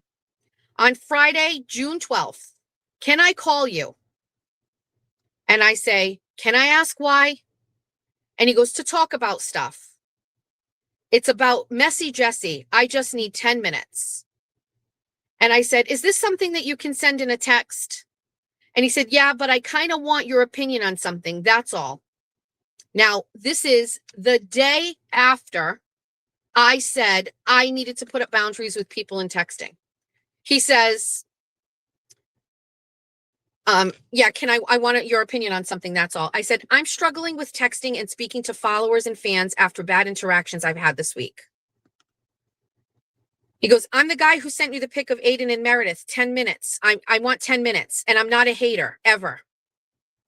And then he goes, I get you're worried with everything going on. That's not me. I don't respond. He goes, I'm going to call. Okay. I don't respond. He calls twice and I don't pick up. He sends me another text message. I called. You can't give me 10 minutes. I want advice from you. I said, I am out with my husband and my daughters right now. At 12:17 a.m., he goes, okay. Now, I'm hypersensitive to this person, and I am watching comments around everything going on with Aiden and Baker, and I see several comments that are not nice about me from Shane. And I'm going, so this person this whole time has been telling me I'm a fan, blah, blah, blah, blah, blah. And I'm like, okay, like, fuck this guy. So he sends me a message on Thursday and says, hey, I'm listening to your spaces. I've reached out to you before, but you never answer. I just want to tell you that, like me, many people like both you and Aiden, and it was kind of hard to pick sides when we don't want to. And I say, Shane, I saw your comments on X. No need to keep reaching out to me. Be well. He goes, you're misunderstanding me, I think. Please give me a chance to explain. I don't respond. He goes, yes or no. Can I call? I said, absolutely not. He calls. I don't answer. 5 minutes, that's all. You say you can talk to your besties. I'm one of them. I won't respond. Sometimes you should just trust people you think that you shouldn't. I will not respond. At 1:42 in the morning, he says, I'm just saying, good night. The next day, 6:03 a.m. Before you go on today, what I wanted to tell you is that people have a hard time deciding who or what they want to support. I support both of you. And as a viewer, it is very, very hard to pick a side. I can't and I won't. You both make us watchers stressed out. So whatever you saw on X, I don't know. I hope the best for you. And at least I know your kids' names. Just saying. I don't respond. Friday. Sometimes the people you think you can't trust end up being the ones you can trust most of all. I'm going to leave it at that. Finally, I say, listen, I'm sorry. I just don't know who you are. And he goes, I'm Shane. I'm the guy who sent you the pic of Aiden and Meredith, which you put on your wall. You should clip and post my above statement. I'm not sure why you can't talk to me. It's fine, though. I'm one of your few male followers. I said, I know, but I see you make some not nice comments about me yesterday on X, Shane? He goes, I'm not sure what I said. I say a lot of shit. However, I'm reaching out to you. So there's that. And yes, Jeff is getting better with the guitar. I don't respond. He goes, just be nice and call me. And I don't respond. And he goes, you don't get it. I still don't respond. Friday at 3:15, did you read my shit? I don't respond. Friday at 6:15, I see you're going live tonight. I will watch and give a thumbs up. I'm not running. Or I'm not a runner.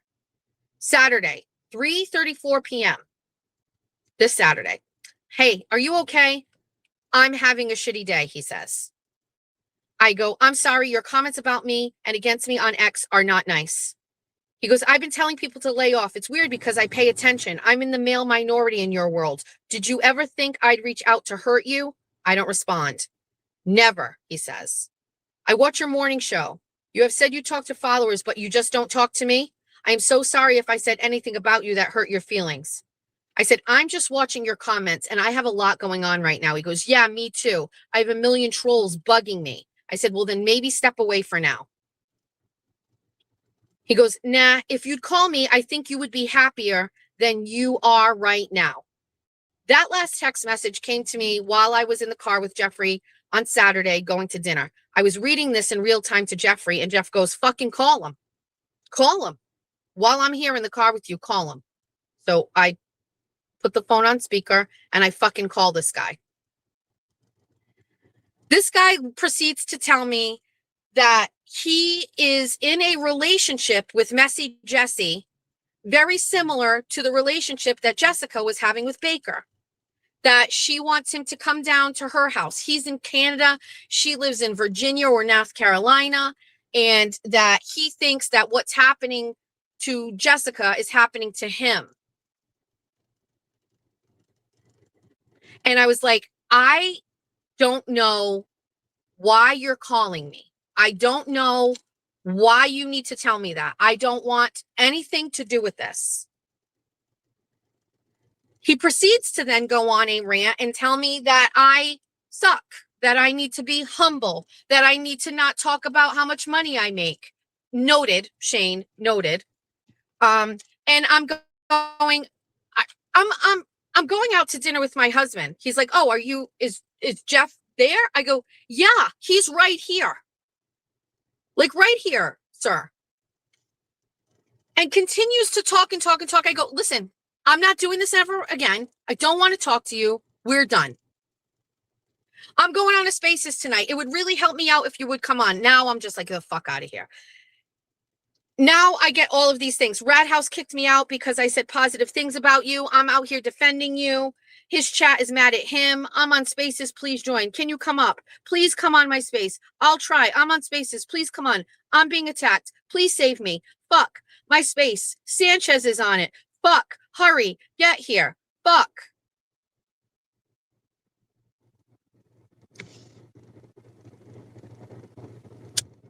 Then again, I started a Spaces. Please come in. You missed my Spaces last night. I told those fuckers to leave you alone.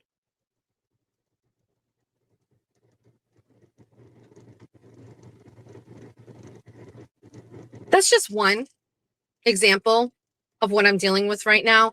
There are multiple people, not like exactly that, multiple people that I am dealing with these types of conversations. People who say I'm a fan, I'm a follower.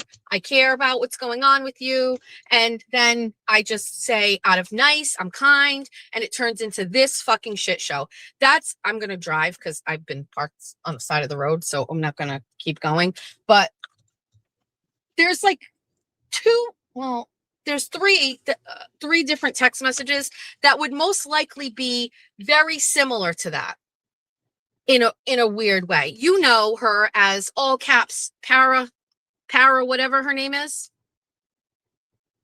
You want to imagine what those text messages are like these days?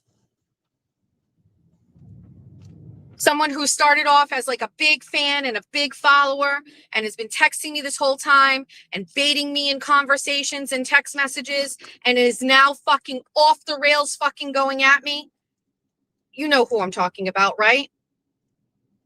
These are people who have from the beginning are like, I support you. I want to help you. Like, I'm a big fan. And you, Jessica, Green Jessica goes, this is great.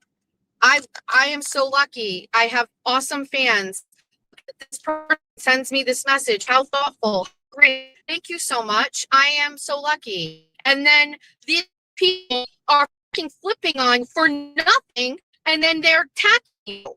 And then I'm sitting here going back and scrolling up through my messages and going, did I ever say anything inappropriate that's going to get fucking sent all over the fucking internet? Thank fucking God.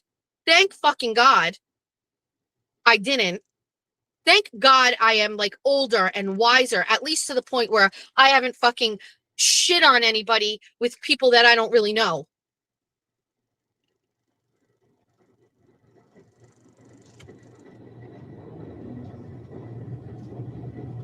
It is so like, I'm not complaining. Okay. I'm not complaining. And I am sure people are going to clip it and go, poor Jessica. I'm just talking about what has been going on. Maybe the way to do it is to never talk to anybody. Don't communicate with fans. Don't have friendships with people or parasocial relationships.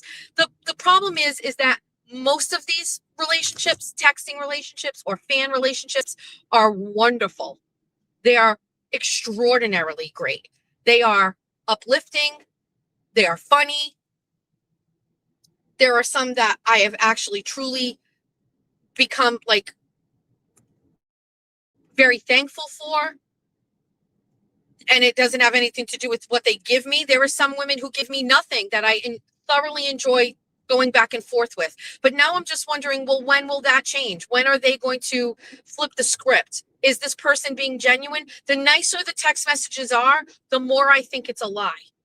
And I am in this headspace currently right now with all of the shit that's going on the internet where I am like questioning everybody and everything. And it is fucked up. And it's adding to like this whole like paranoia I have. I'm worried. I'm scared. I'm thinking somebody is just like going to get me. Like they're going to, I'm fucked in the head. The women, I love them, right? I love Moons. I love Oceans. I love Spicy Misty.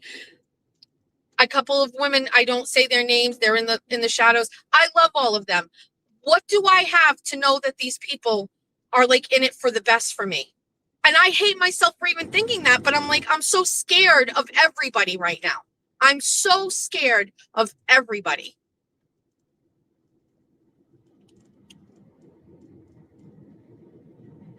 It is like a paranoia that I'm feeling. It's heightened by these people.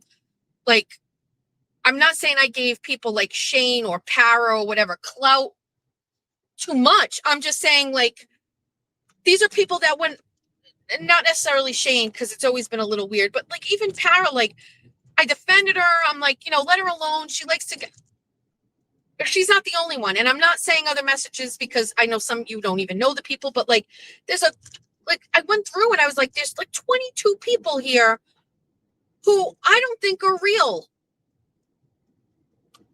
So just like spend a minute in my shoes right now thinking about that. Like, you do it out of like wholesome like camaraderie and it's great and you think it's okay, and then it just isn't okay anymore. And I'm fucking scared and paranoid all the same time, I'm dealing with people lying about me on the internet. I mean, Little Law Girls has to be one of the most egregious fucking violators of all of it. This woman is just fucking straight up lying and then adds a question mark to the end of it to make it be like, oh, wait, like maybe it's not true. Like, what are you doing? This woman had a whole fucking blog about me, a whole Substack about me, did 2 fucking shows about me, and is somehow a victim of me? I invited you and your daughter to my house for Christmas.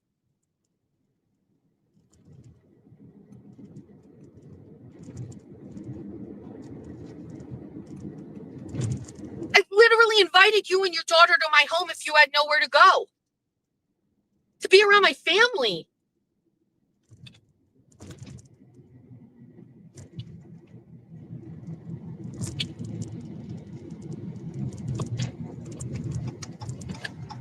She just lies.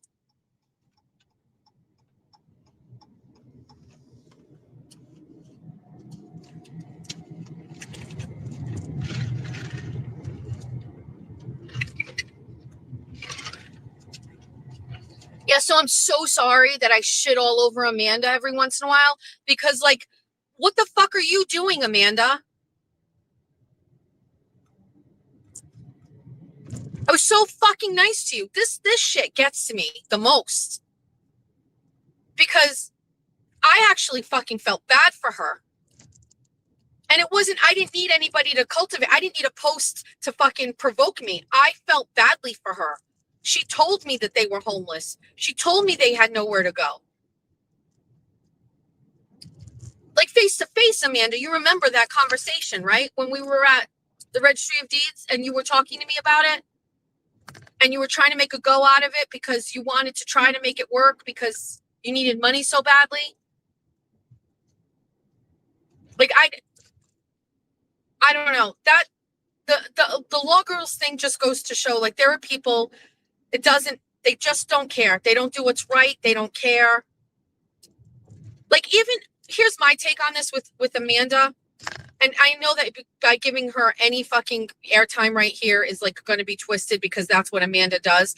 But even if everybody on the planet is fucking talking about me in a hateful way, nobody's going to attack Amanda if she just says nothing at all, right? Like, if Amanda just stays the fuck out of it, nobody's going to say anything like, oh, Amanda, you aren't shitting on Jessica with me. That's Lauren, right? Like, if Lauren's saying that, like, Amanda, where are you, right? Just don't say anything. Or when you feel like you want to say something to, like, join in on everything for the sense of camaraderie that you're so desperately seeking, maybe default to the feeling of how you felt when I offered you food at court and your daughter was so fucking hungry because you can't feed her that I fed her that day. Or maybe just before you go and comment in Lauren's fucking live stream, you think about the kind offer I gave you. Come to my house with my family for fucking Christmas. Just, if you have nowhere to go, I will fucking sacrifice my privacy and my peace and invite you and your daughter here for at least a meal. Think about that before you go and start typing some bullshit fucking lie, you weirdo. You are the reason why I get jaded. You make me change my mind about help. You make me change my mind about caring for people because it literally fucking smacks me in the face with you.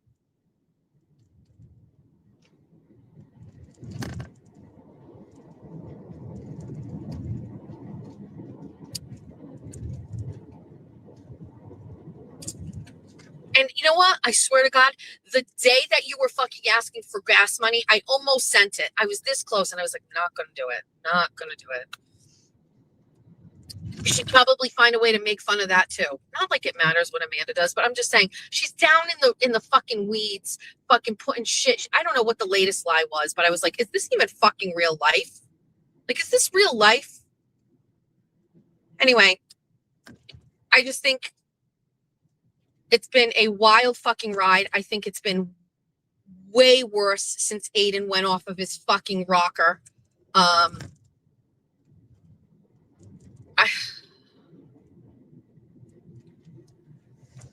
So I'm not going to dwell too much on the Nurse Kim thing. I I think there's a couple of things that people are misinterpreting.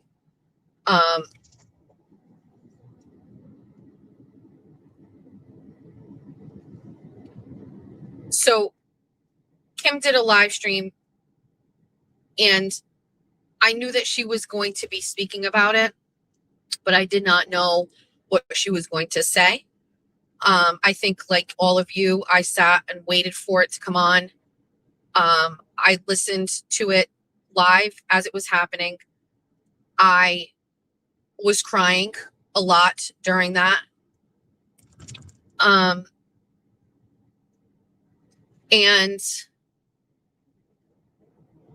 in my opinion, I think Kim held back in the same way that I held back when I was talking to Aiden.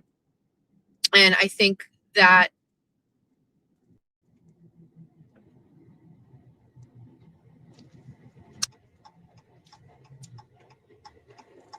Kim is getting a lot of pushback from people in the comment section. People were saying, you know, Jess is a weasel. Jess is going to turn on you. So I think, like, for that reason, like, that showed a lot of strength with Kim, because I think what she said was all extremely heartfelt, and I think she wanted to say that first and deal with the repercussions later. I just think that on the surface, everything looks a certain way. And I think that if it's confusing to people, it's because they just don't know everything. You know what I mean? In my opinion. I think that it doesn't get talked about because it's always taboo. But I think the Karen Reed recording caused so many problems for us. And I certainly have never been in a position where I can talk about that, because, you know, we just don't talk about it. It's the thing we don't talk about, right? But I have actually never talked about it completely. I think that's a long overdue conversation. And I think Kim inspired me to kind of clear up some misconceptions about it, although I'm not really sure there are as many misconceptions on her end. But I think the hardest part of watching Kim that day was listening to her talk about the Karen Reed audio thing, because it has just caused so many problems, and that have never been discussed and never been talked about. And I even think after so much time has passed, there's even more that I view around that whole thing. I will say this because I don't think it's ever really been discussed, but the minute I knew that Meredith had that audio, I knew I was going to say that I heard it. I knew. And at the time, that was a very dangerous thing to do, because I did not understand, like, where Karen Reed was on it. I did not know if there was going to be legal action taken. I did not know. I can tell you that I was told that there was going to be legal action taken. I was in complete self-preservation mode in regards to the audio. So the minute I knew Meredith had it, two things happened. One, I was asked to share a portion of it. And then two, I openly admitted that I heard it. I did not want to get caught in a lie. Even in the short term or the long term, I didn't want to get caught in a lie. I wasn't going to lie about it. The reason is because it's a felony. And I was not thinking about anybody else but myself, 100%. I just did not want to get caught lying about it. I didn't want to say I didn't hear it. A lot of people are saying, like, Aiden was like, you know, did this whole thing, was like, you know, Jessica was never really a part of this or whatever. That needs to be corrected. And I don't know if this is the place to do it, like, you know, on the morning drive or whatever, but there was some sort of text message out there where Meredith said, or she told people that 4 people had heard it. 3 content creators and another person. And Aiden told me who heard it. He told me Kim, Will, and then another person that wasn't a content creator. Once I saw that text out there, 3 content creators or whatever, I was like, yeah, it's me and Kim and Will.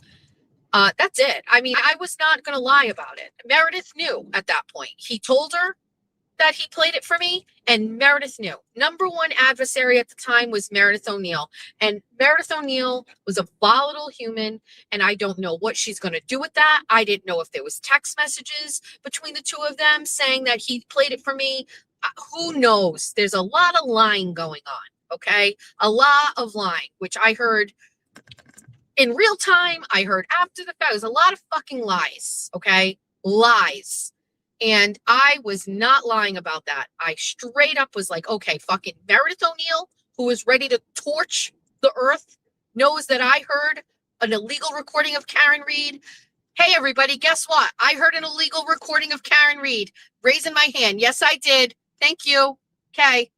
I don't care if this is going to come fucking, I just get me the fuck out of this. Get me out of it. Feds, you listening? I heard it. That's basically what I was doing, because I am not going to get fucking jacked up in this fucking shit. And I, at that time, had no idea where this was going to go. I was scared out of my fucking mind. The anxiety and stress that I was feeling about this goddamn fucking recording.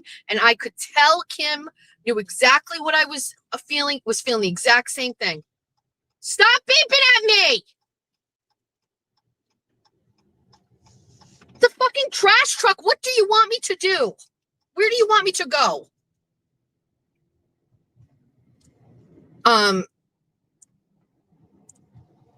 You know what I mean? Like, here's a crazy concept. Don't record people without them knowing. Don't. And I fucking made excuses for him so many times, but like, whatever. The anxiety, stress, worry, fear, the covering, all of it around this recording. I was watching Kim talk about it, and I was just like, huh. And Kim and I have never discussed it. Kim and I have never discussed the recording. We've never talked about it. We've never texted. But when I was watching her talk about it, I was like, I know how this is making me feel. And it is making me feel so like anxious. And I felt all of these things, and I could see it in her. And it was the flagrant disregard for the people that were involved in that has never been discussed. And I think Kimberly talking about it was pretty brave, because I'm not sure I have talked about it. I haven't talked about it because it's pretty taboo.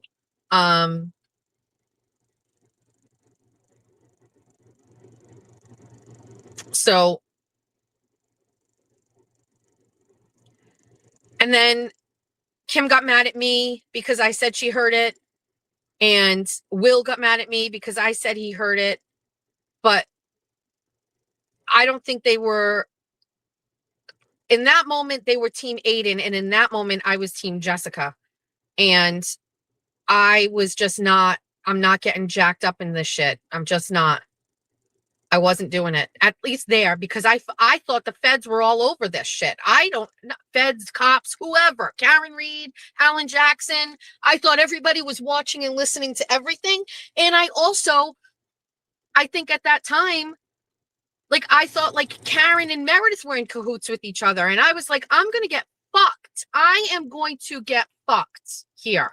And I'm going to be honest with you. I don't know what path it was going to take. I didn't know what was going on.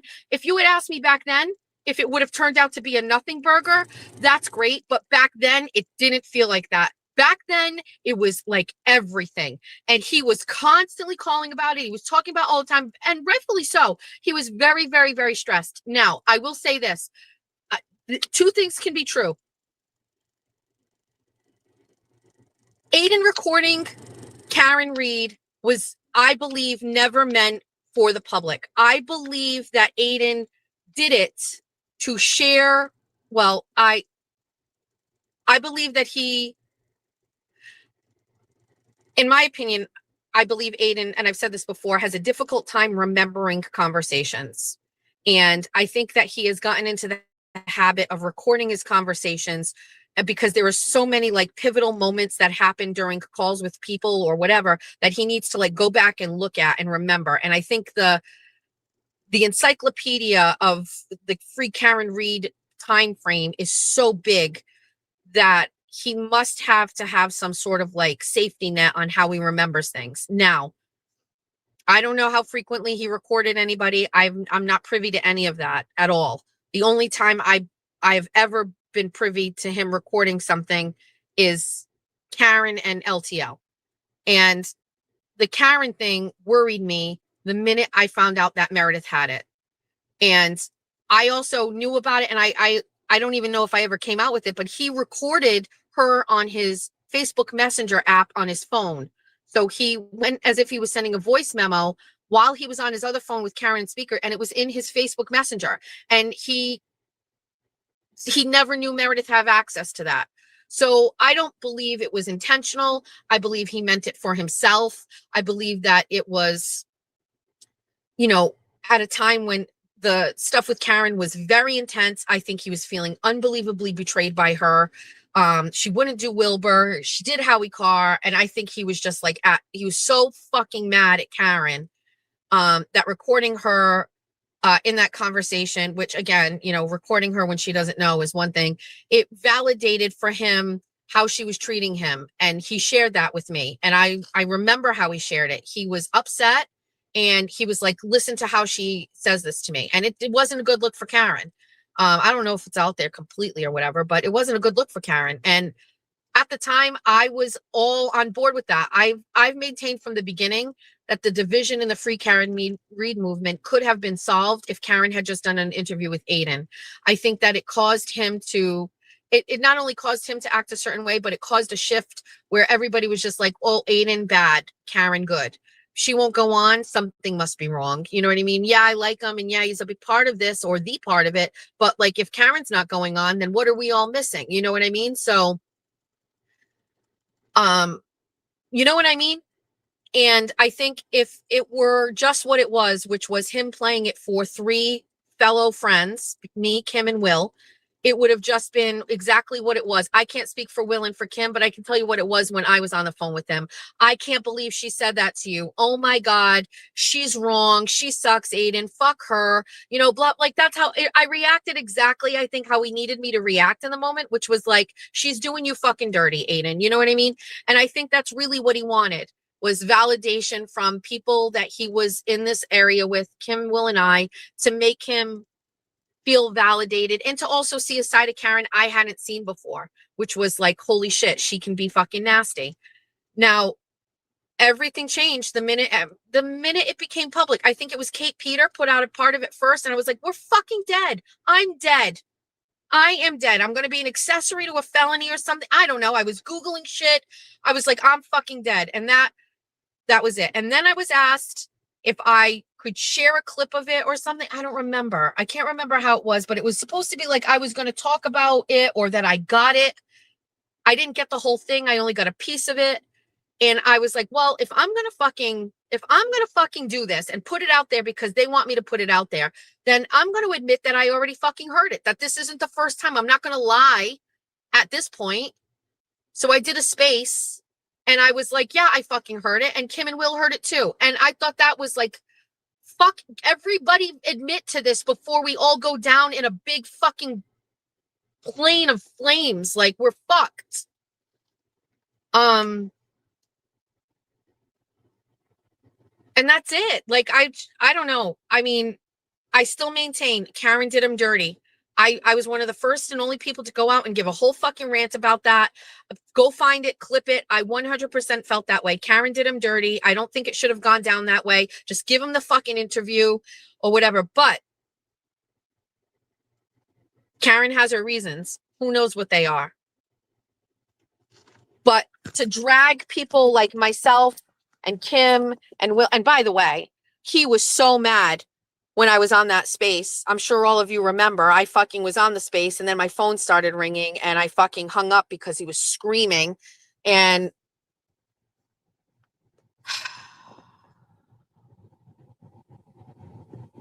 I think we were all out here caring and doing the best for him and taking on so much shit that it's traumatic. You know?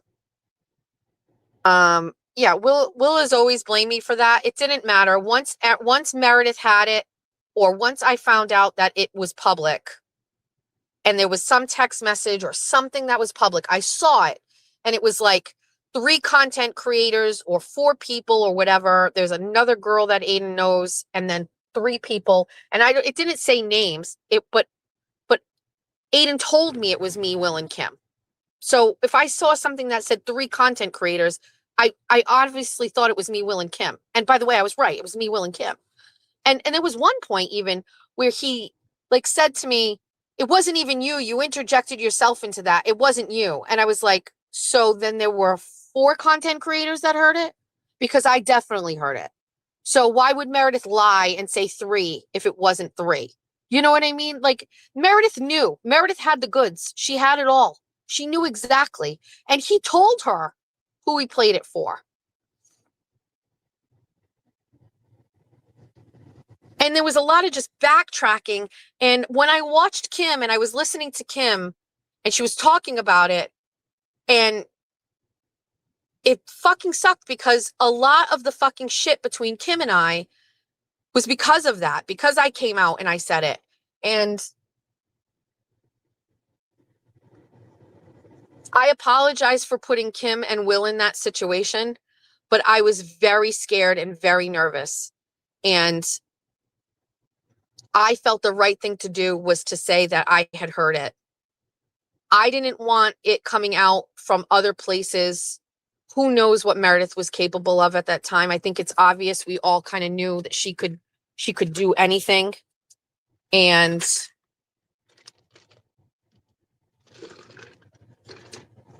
I don't know. I'm still amazed that there was no fucking charges. I'm still amazed that I haven't been subpoenaed for that. Maybe I will one day. I don't know.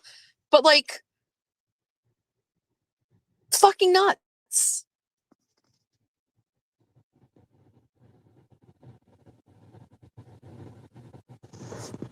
So I think Kim, there's some other stuff too, but like Kimberly said some very nice things about me. And she talked a little bit about our history. I think she said we have to go backwards to talk about today or whatever. And I think the story about Kim and I is not even really completely told. I think that watching her in real time, I think there was just some stuff that was not all there. And part of me wished that I was there to kind of talk it out with her, because I think it would have been, well, there's her story. That's not the place at all. But I think like part of me was just like, I wanted to add something to it a couple of times. You know what I mean? And I think,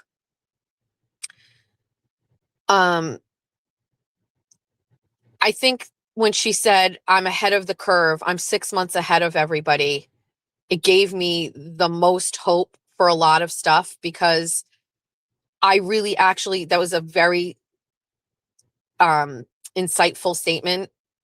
I think Kim has already been through circumstances with me that have provoked the same kind of reactions people are having about me now. And there's just a lot of validation that comes after that. You know, I also, because I give some commentary or whatever, I also think that Kimberly has a really great support system in a relationship that really seems to make her happy. And I think women with supportive men behind the scenes can really feel confident in things when you know you have like that kind of like unilateral, like loving support. And I don't know Montante, but and I don't know even if this is true, I personally see a difference in Kim Burley that wasn't there before. I see a change, and I think it is a change of having like a strong, masculine, supportive man cheering her on and giving her that extra nudge to say how she really feels about things. And so hats off to Montante for being what I think is a supportive man in the background. I hate Kim is catching any strays or any negative for any of this, for saying what she said, but I believe that she will rebound from that because unlike the rest of these bitches out here, she's talented, which I've always said. Um, and also I bet people aren't really understanding just how traumatic some of this stuff has been for her. And I think the crying is just a little bit of a window into that. So, you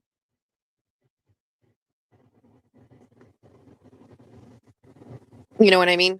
So I thank her for that. I will tell you, while that was happening, I felt she should not do it. I felt like what she was saying was going to catch her some shit, and I was like, you don't have to do this. You don't have to do it. So there's a lot of stuff that has happened over the past year and a half that was very unnecessary, in my opinion. A lot of unnecessary stuff. And when I deleted my ex account, however temporary it may be, or when just before that I said I was taking a break or whatever, what happens is when you're in this and it's got inertia and you're going and you're going and you're going, sometimes I think you overtalk, you regurgitate things, you have word vomit, and you have to step back and recognize sometimes the more you say, the worse it gets. I'm trying to be cognizant of that right now. Easy to say after I made all of these comments about Baker. And, it seemed to have caused this major problem. But also, like, is that not done at this point? You know what I mean? Like, it is what it is. I have these feelings about him. I'm not going to change. I'm just not. It's very hard for me to reconcile in my brain that he went on a whole stream and talked about how I was basically sexualizing stuff that he's mortified about, but he's like literally done whole skits on fleshlights. He drew fleshlights. He talked about fleshlights. He made comments about fleshlights. So where the fuck would I get the idea that he was okay with the fleshlight? I don't know. Everywhere, motherfucker. Everywhere. Everywhere. So anyway.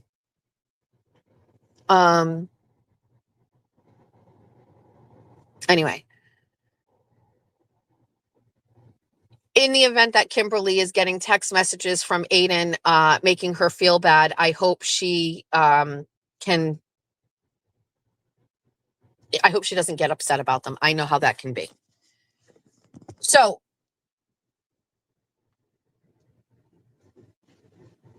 next, tonight we are doing our mini series. Now, when I cultivated this idea, third dimension, it was like, let's burn it all down type thing, right? I don't, and I've noticed a couple of my followers are like, yes, like let's bring receipts and blah blah blah. It's actually morphed into something a little bit different. I think there's a way to do these conversations without it being like a absolute shit fest that people think it can be. And the way that we are doing that is through conversations. And we're not talking conversations like the one Aiden and I had, because that was not a conversation. That was a absolute dumpster fire, bully manipulation fest. It's not that at all. So we are a week away from starting 24 and 24 in a new way. Georgia's last week of school is this week. She's half days all this week, no school on Friday. We may not even have a show on Friday morning. I'm not sure. We may even take Friday off, but at a minimum, we're doing Monday through Thursday, 24 and 24s. And then at night at 8 p.m., we are doing this mini series that we have called The Third Dimension. And the third dimension means we are going to try to separate ourselves from the woven connection to Karen Reed and Turtle Boy and move us to a space outside of that where we still care about it, we still talk about it. But by saying we're not a part of it, nobody should get offended if I say things about people like Will, and people lose their minds. Just pretend I'm from somewhere else. Just pretend I'm in a third dimension where I'm not really part of this. But I don't think we need to burn anything down. So I started thinking about what these conversations should look like and where we should be and what we should do. And the first thing I thought of was like, you know what? Let's have a conversation with Jessica Walsh. And it's not a, so Jessica, show me your text messages between you and the broken baker. It's actually not going to be that at all. I have some questions for Jessica, that I have not had answered. We're going to ask her questions. She's going to have to keep it on track because I'm a good interviewer. She's not going to be able to go on a rant. She's not going to be able to say something without me checking it when she says it. We're going to have a conversation with her. She does not know any of the questions I'm going to ask her. She has basically said, ask what you want. I asked her yesterday. I said, I think I would really like to actually have a conversation with you. And she was open to it. I think she knows that I could ask questions that she doesn't want to answer. I think she may be faced with questions that are not easy to answer. I think she knows what I'm about and how I could do this. And I think she's still willing to do it. What's up, Sweetles? Where are you going? Breakfast. By yourself or with others? Where are you going? Okay. Okay.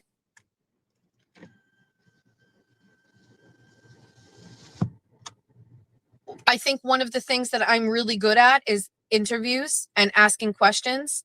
And I think, like, let's take somebody who has really what people consider to be like a real, like, hot point in this whole thing. Let's get an interview going.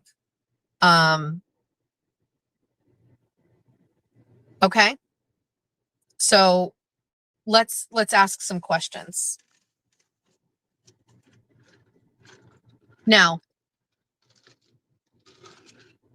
it's 10 o'clock. And I'm also excited for it too. Thank you, Spicy Misty. I am also very excited to have this conversation.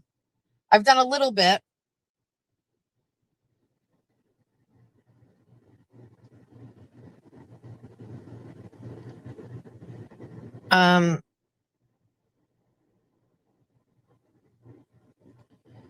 I've done a little bit of recon and what I'm going to ask. By the way, yeah. So anyway, so that's tonight. So now it's 10 o'clock. Now we're ready to move on. Do we want to keep going? I think the answer is yes. I had a whole, well, let's talk about Jolene Lunzer, shall we? So Jolene Lunzer has been a YouTuber for quite some time. And she has taken an interest in what has happened recently with myself. Now, this is not the first time that Jolene Lunzer has been involved in this whole thing. She did 2 shows, I believe, on Aiden's court hearing with Meredith. So I don't know if anybody knows that, but she has done 2 court hearing shows back when we were in South Boston. And she had some wonderful things to say about me during that commentary. So while Jolene has really leaned into Jessica evil, Jessica bad, Jessica, like, you know, the Joan Collins of the dynasty, she has at some point recognized me for like what I am and who I am and the support I gave to Aiden. And she had some great commentary surrounding my testimony in that hearing. So she originally had some nice things. I think that Jolene, so Jolene is like she basically gives commentary, funny commentary on shows on TV, Bravo in particular or whatever. And that's what she's done all this time. And, you go back and you look, and she's been doing this for a long time. And she has had like definitely shows that have gotten like, a couple 10,000, 20,000 views. And I think, so Jimmy knows her, and I'm going to assume it has something to do with Bravo, because like a lot of the shows that she talks about, Jimmy loves and stuff like that. So there's a Jimmy thing slant there, and maybe that is how she even knows about what's going on over here. And so she started off by doing her first stream about this whole thing, and it was pretty nasty towards me, and it's ramped up significantly. It's really, really bad. And then what has happened is everybody who is adjacent to what's going on right now with me and Baker and Aiden and Will, those people are now over there. So people who support Jolene are in the comment sections dropping links. Hey, you got to watch the show. Everybody has got to say it, blah, blah, blah, blah, blah. So now you have people who are like, I want a little bit more about this. What's somebody else's take on this? And so she is getting wonderful views from, yes, Judge Jolene. Yes. So she's getting wonderful views for it, and her numbers are moving in the right direction, which is awesome for her. I'm being very serious when I say that. However, I think that her comments and things about me are exceptionally cruel. And I have stopped watching because it is really, really, really bad.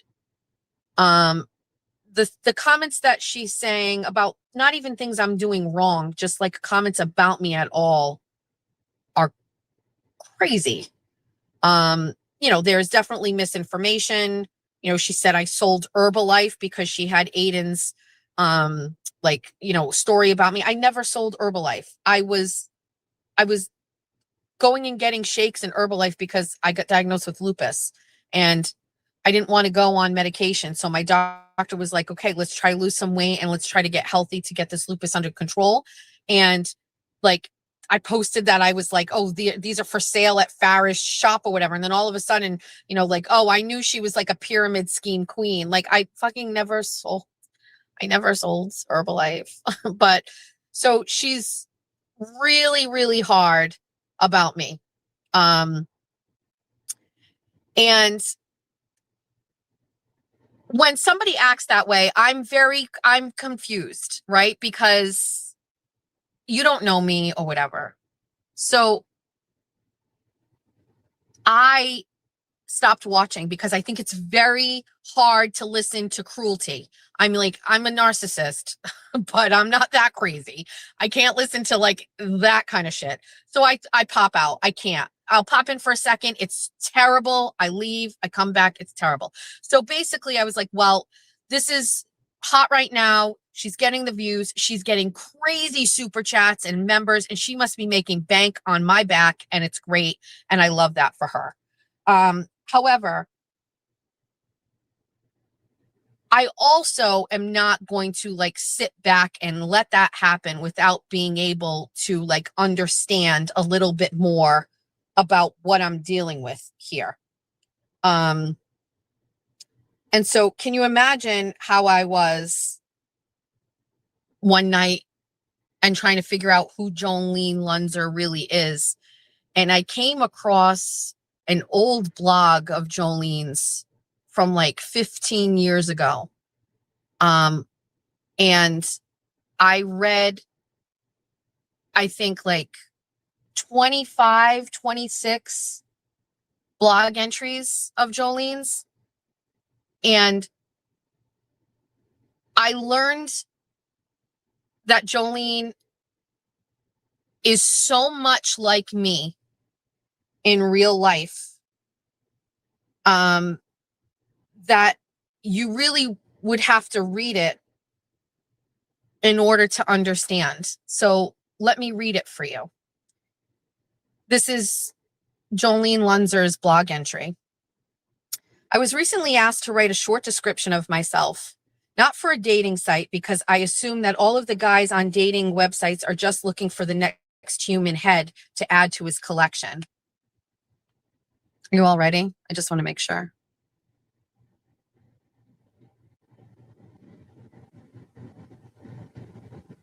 Are you ready? Because it's intense. And I downloaded them all and saved them all just in case she wants to take it down. It's hard to find.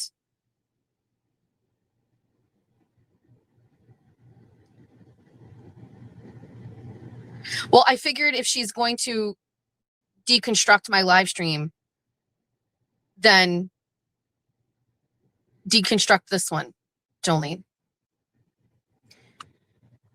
Instead, I was working on updating my comedy bio after a club owner asked for my most updated bio. After he asked, I immediately realized I haven't updated my bio in over a year. I always struggle when writing my comedy bio. It seems so insincere and awkward to talk about myself in the third person and try to embellish my comedy accomplishments in order to appear successful and hireable. Plus, I've been told that I share too much personal information on social networking sites and that's the last thing you want to do in a comedy bio. Your bio should be professional and paint you in the best light possible, but as I was working on writing it, I realized that this may be a better article for my column than a comedy bio. You'll see why as you read on. So enjoy my bio and lack of shame for oversharing on the World Wide Web. I'm sorry. What is it that you just said, Jolene? I just want to make sure I understand. You are saying that you have a lack of shame and you overshare on the World Wide Web? Exactly what you make fun of me for? Listen, unlike everybody who's watching, I already had a very enjoyable 2.5 hours reading every single one of these. And it is now why I have a very different view on Jolene. As a matter of fact, I am going to super chat the shit out of her. I absolutely adore her because the real Jolene, the one that I found out about, I love that Jolene. The Jolene that is on her show, that's different. But don't worry, the real Jolene, soul sisters.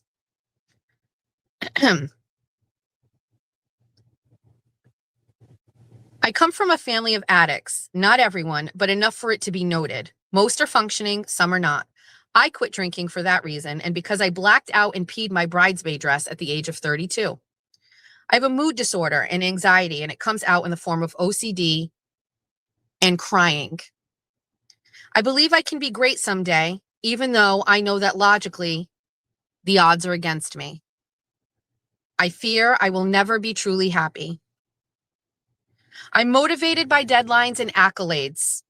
I enjoy being the center of attention when I'm in control, like when I'm on stage, but get extremely anxious after shows if people want to talk to me or when I'm in a social situation where I have to meet new people or small talk. I'd rather be home with my boyfriend watching Netflix or writing. I tend to date younger guys who make less money than me and have no interest in settling down. I think this is because subconsciously I'm not ready to grow up. I'm a bed hog and I love French fried potatoes.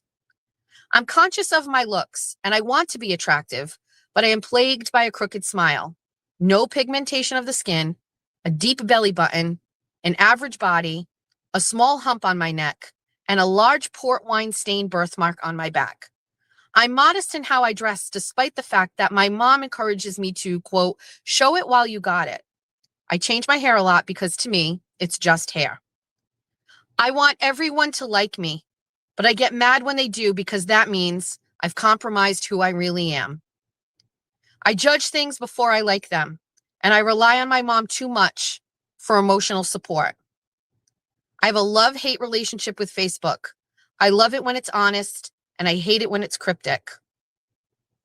I like going to therapy. It's a hobby of mine, and I'm not ashamed to admit that I am on medication. Instead of telling people that I have bipolar 2, I like to say that I'm the bipolar bear. It just softens the harsh bipolar title that seems to have such a negative stigma. Most people define it as being crazy when in reality, most artists past and present were or are bipolar. It's the mania that can inspire great creativity and also great despair. I identify with brown black bears because they put weight on for the winter and frighten most people by their honesty. If they don't like you, you'll know it in the form of becoming their dinner. They aren't afraid to defend themselves when someone appears to be a threat, and they react on instinct. However, saying that I am the bipolar bear is far easier because everyone loves polar bears. They drink Coca-Cola during Christmas, and when they slip on the ice and fall into the Arctic water, it's the cutest thing you ever seen. They have a train named after them, and they are white, so they don't scare most of America. The greatest high I have ever felt getting on stage, the greatest high I've ever felt is getting on a stage and making people laugh. The lowest low I've ever felt is whenever I've been the cause of someone else's pain. I often find that I have some of my best conversations with animals, mainly cats, but feel that I am unjustly labeled a cat lady. I only have one. I don't like them all. I've met a few asshole cats along the way. One of my biggest fears as I get older is that I'll miss my opportunity to be a mom, but I know that I'm too selfish and self-absorbed to be a good mom right now, and that may never change, which will prevent me from ever procreating. I have no emotional attachments to objects, and I enjoy throwing things away and starting over.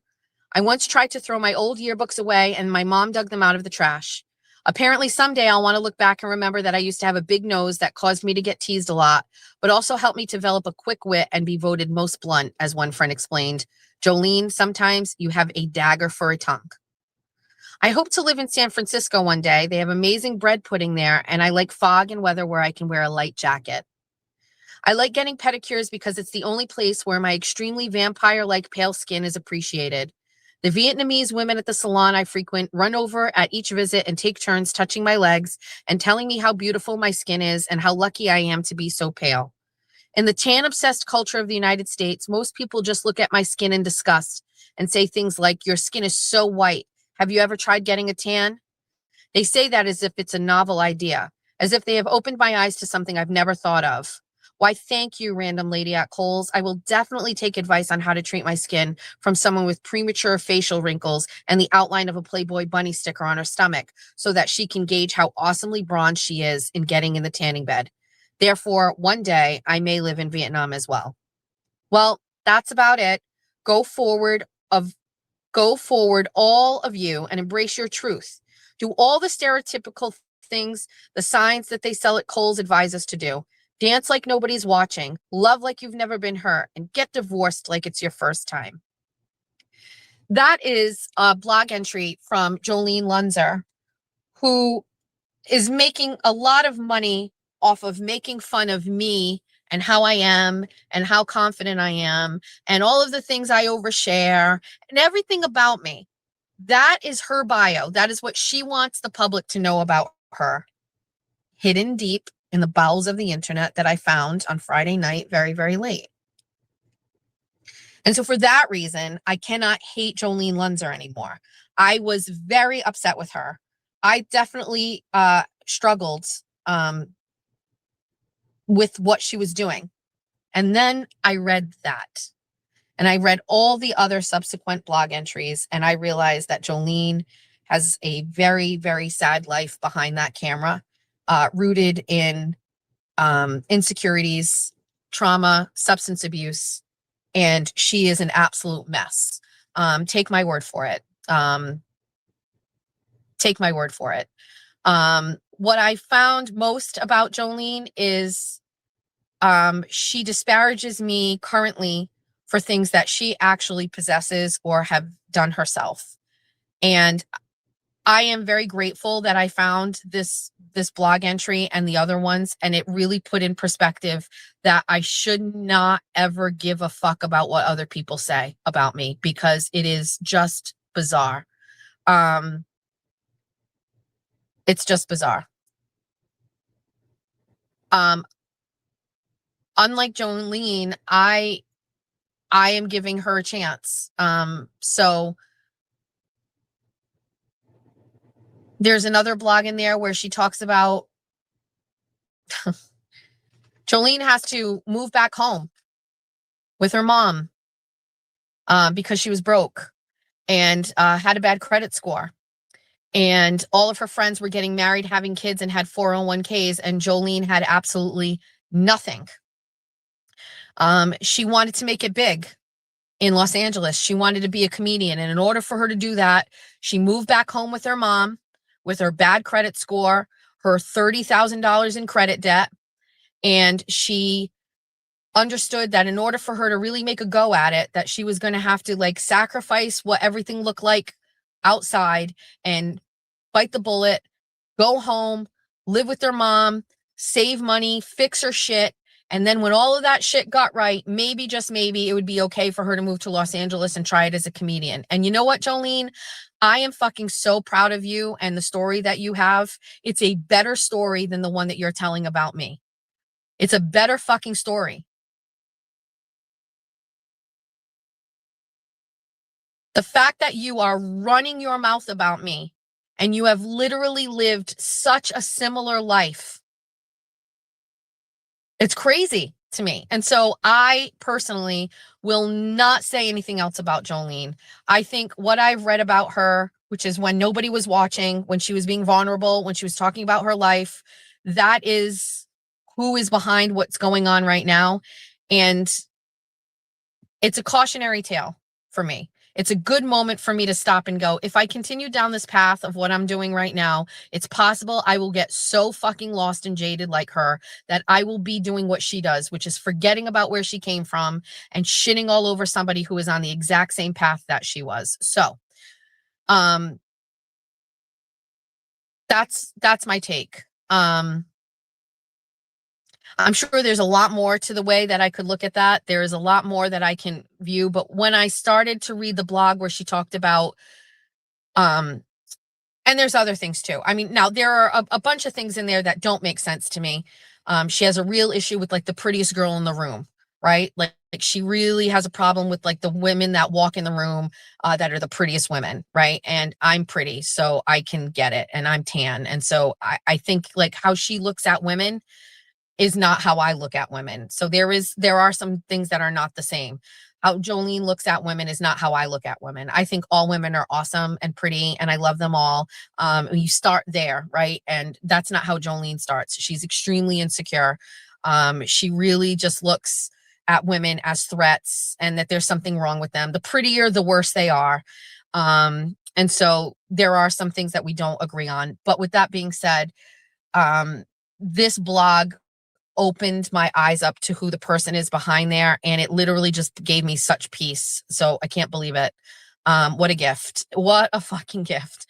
And I will tell you that to the women that I have, I'm working with right now on my show, I don't know what time it was, but I sent the first blog over at night and I was like all caps. I was like, you guys. And then I sent the next one and the next one and the next one and the next one and painstakingly saved them all so that in the event that she wants to hide them, I would still have them, but, to talk about. Cause I think it's a good third dimension show, right? When you have somebody that is spending hours and hours and hours, making content and making funny, jokes and hurtful jokes about somebody, to find out who they really are in real life is crazy. I always say that I try to find balance in my shows. I try to talk about my family, my life, politics, giving back, kindness, and I sprinkle in gossip and shit talk about people. But I have never made a whole goddamn show about shitting all over somebody who you inherently don't like just because of who they are as a person. I am good for the shit talking. I am running my mouth about people all the time, but I'll be damned if I ever get to the point of this woman in my life and my career where I am just shitting all over somebody, making AI generated thumbnails of me guzzling milk. I'm not doing it. I'm not that. I hope I am never that. And the lure of the money looks good because it looks like she's making bank right now. And I mean, that is her. But at the end of the day, the person behind that camera, when she shuts it off, is the kind of person that I read about in these blogs. And she is fucked up in the head. Okay. Fucked up in the head. You're a hypocrite.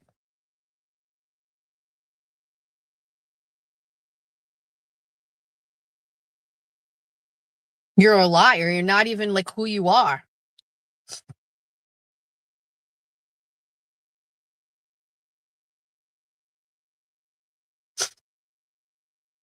How's the chat?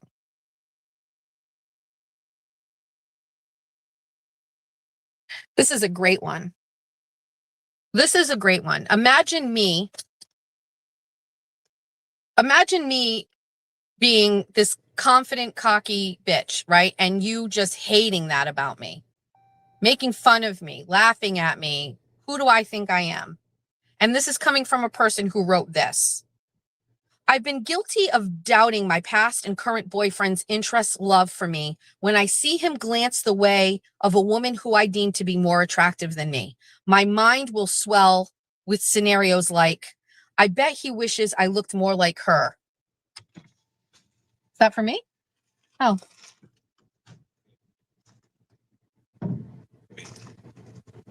Is that a jersey? Let's see it. Your jersey obsession is real.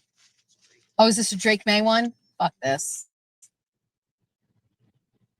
Wow. Wait, that's great. That's a good one. Yeah, it's a little yellowed, but it's okay. So what? I can clean that up if you want. Yeah. Take a little bit of like not bleach with water, but like something whitening, and just use a toothbrush and clean just the white. Wow, that one's a really great one. Ooh. Okay. I'll be in about 10 minutes. Can you let the dogs out for me? Thank you. So here, this is this blog. This is a short one, I think. I've been guilty of doubting my past and current boyfriend's interest and love for me when I see him glance the way of a woman who I deem to be more attractive to me. I just want to let you know, never in my life have I ever had that feeling. I have never seen my husband or Ron or Jason or any guy look at another woman and doubt that they wish they were with that person. If I'm crazy and narcissistic and uber confident and annoying, at least that prevents me from feeling like this. Because what a way to live where you see Jeff Machado look at a hot girl and I would think, God, he wishes I look like that person. Can you imagine?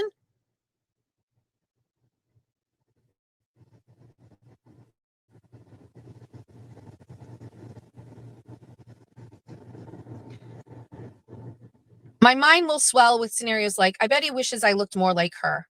I knew I shouldn't have cut my hair so short. He probably thinks he's dating a guy now. He would probably propose to me if I were Puerto Rican.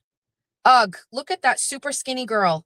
I bet her legs have never rubbed against each other while walking around PetSmart trying to find her cat some food with 40% protein because she cares more about her cat's diet than her own.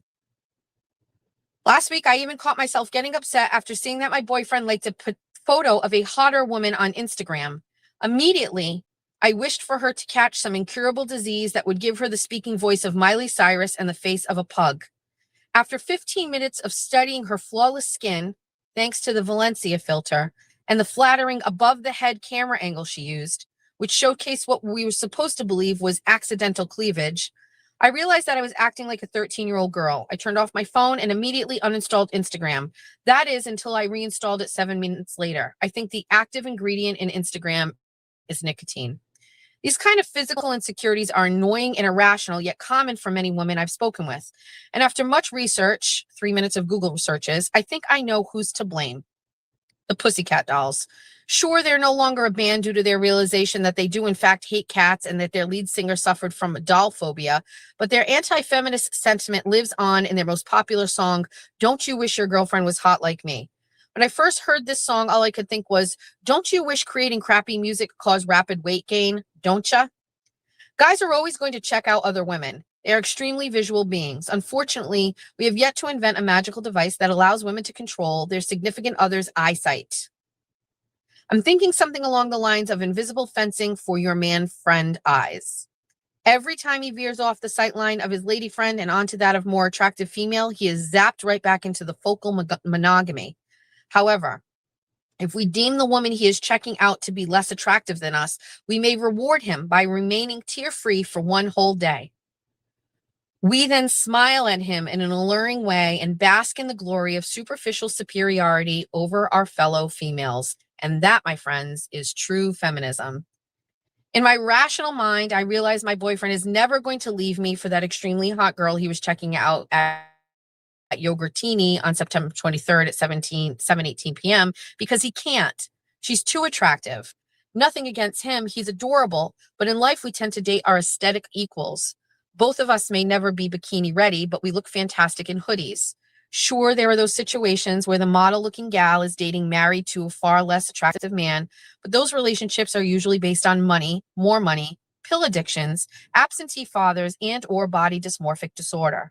Since I have been thinking about my own securities and the way they affect the stability of my mind and relationship, I've come up with some great ways to increase your self-esteem and thus build up immunity to the hot women with dent-free legs and toned triceps who plague this world. I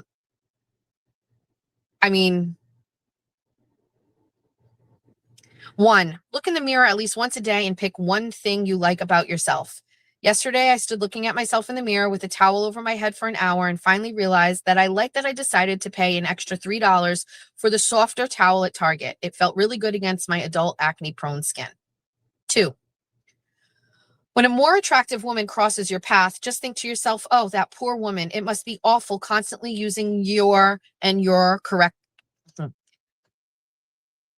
When a more attractive woman crosses your path, just think to yourself, oh, that poor woman. It must be awful to constantly use your incorrectly on Facebook. Oh my God, Sandy, you're so funny with the YOR.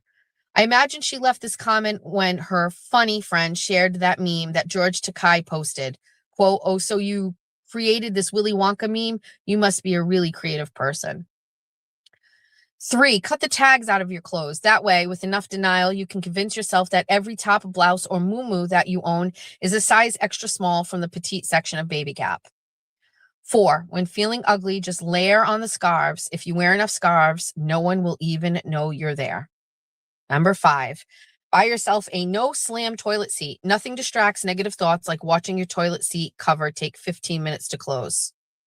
6, lie to yourself regularly. Here are some lies I tell myself in order to feel better temporarily. 1, I would so much rather be pretty on the inside than on the outside. 2, I don't want guys looking at me because they think I'm attractive. I want them to respect me for my excellent parallel parking skills. 3, I don't need Invisalign. I just need more lipstick. The brighter the lips, the straighter the teeth. 4, single-digit sizers are so overrated. I would much rather spend my time DIYing photo pendants on Pinterest. I then sit at home and take Google images of cute children and add them to each pendant and sleep with them under my pillow, thereby increasing the likelihood that my future baby will be gorgeous. And if none of my above tips and tricks work for you or decrease your insecurities and your man friend husband still has a wandering eye, stop brushing your teeth and invite your mom to move in with you guys. Remember, revenge is a dish best served smelly and annoying. Now, while some of these things are meant to be funny or whatever, I think there is a deep-rooted, there's a lot here.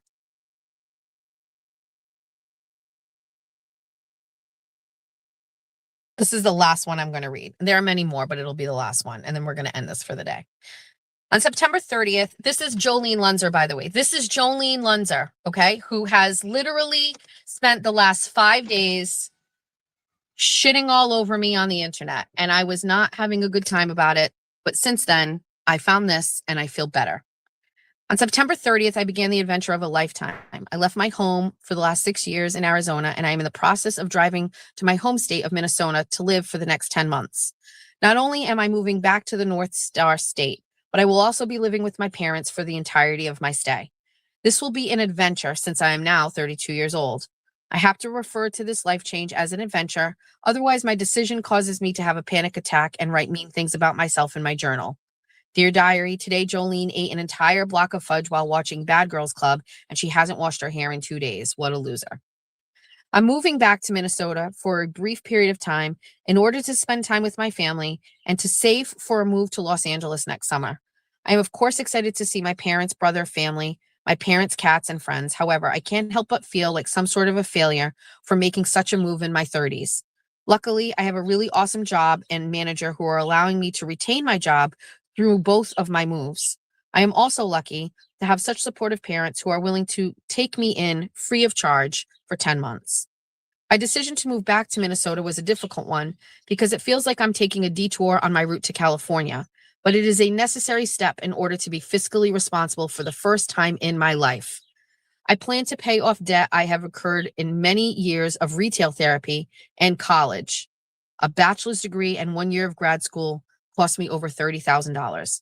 I won't be able to pay off all of this, but I can put a dent in it, and whatever is left of my student loans, I will just put into forbearance and hope they forget about it. In my head, this scenario seems possible.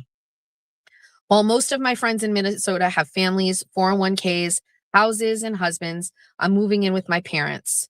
If only I could organize a unmarried 32 and poor shower for myself. I'd gladly register at Wells Fargo, Big Lots, and Ruby Tuesdays in order to start my life as a pigment-challenged gal who is finally moving towards her dream of working in comedy and entertainment in some facet that would allow for comfortable financial survival and give me the purpose I've been searching for since I was a young girl. I'm sure some people think I'm somewhat delusional to believe that I can move to LA and succeed, but it all depends on how you define success. For me, it is merely the ability to make money doing what I love, which is writing, telling jokes, and performing. I'll take all three, but if I can only have one, I'm okay with that too. It wasn't until just before my 29th birthday when I realized that I only have one life to live and I must live it on my terms, no matter how it may look from the outside. At times, it has been hard to accept the fact that I'm on a different path from most of my peers. I've been in more weddings than I can count, and I see my friends give life to those beautiful little creatures that change the very core of who they are. It's an amazing thing, but it's not in the cards for me just yet. In fact, it may never be in the cards for me. Instead of making a family, owning my own home, taking the kids to do Little League games, having a career I love, or vacationing with a husband in Aruba, I choose to spend my time telling jokes to drunk strangers, performing long-form improv for strangers, recording YouTube videos for strangers to criticize and call me fat in the comment section, and writing this comedy column for strangers. This path can best be summed up in one word: strange. I'm excited to see where this adventure takes me. Even if I fail miserably, I can at least say that I tried. My biggest fear has always been looking back on my life and regretting that I did not follow my dreams. So I'll take the road less traveled and hope that it makes all the difference. And if it doesn't work out, I can always pretend I did on my Facebook status. So goodbye, Arizona. Thank you for the best 6 years of my life. Living here, I became the person I wanted to be, and for that, I am forever grateful. That was the one. That was the blog where I said, you know what? Jolene and I just did things differently. I did the family, the kids, the husband, the house, and all of those things first. And now that they're older, I have chose to go on the path that Jolene went on before, which was take the L, move back in with your mom, be poor, right? Lean all into your talent. But more importantly, Jolene leaned all into what she felt was the sweet spot, which I've been talking about for forever, which is I want to earn a comfortable living doing what I love. And Jolene also feels the same way. And if Jolene is finding that success by making fun of me in a weird way, I'm happy for her. And I'm happy to be a part of it. And I am glad that she is doing it. I just hope that secretly, privately, she's okay with me doing it too. It's all your favorite Jess Machado songs on one CD. Wake up in the morning feeling like P. Diddy. Grab my glasses, I'm out the door. I'm gonna hit this city. Before I leave, brush my teeth, say goodbye to Jack.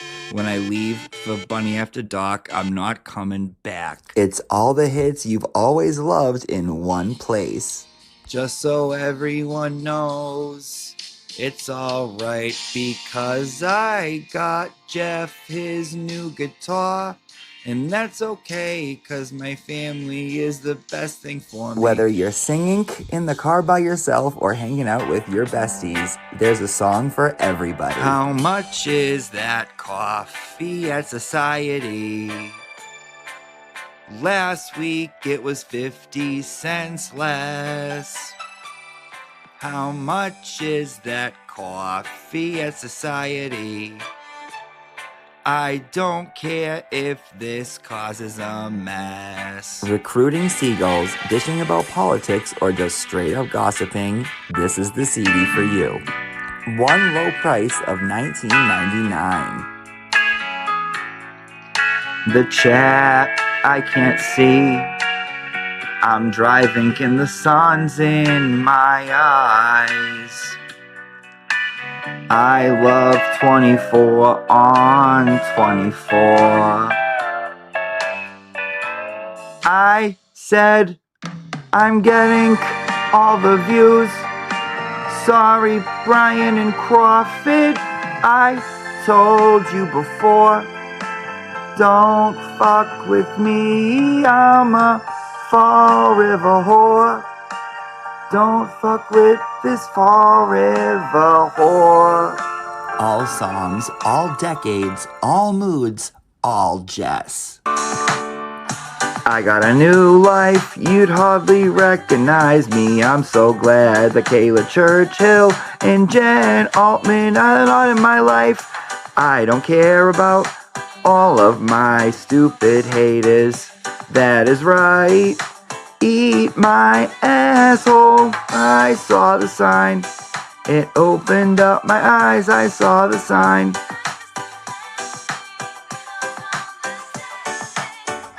Get out of bed and call today.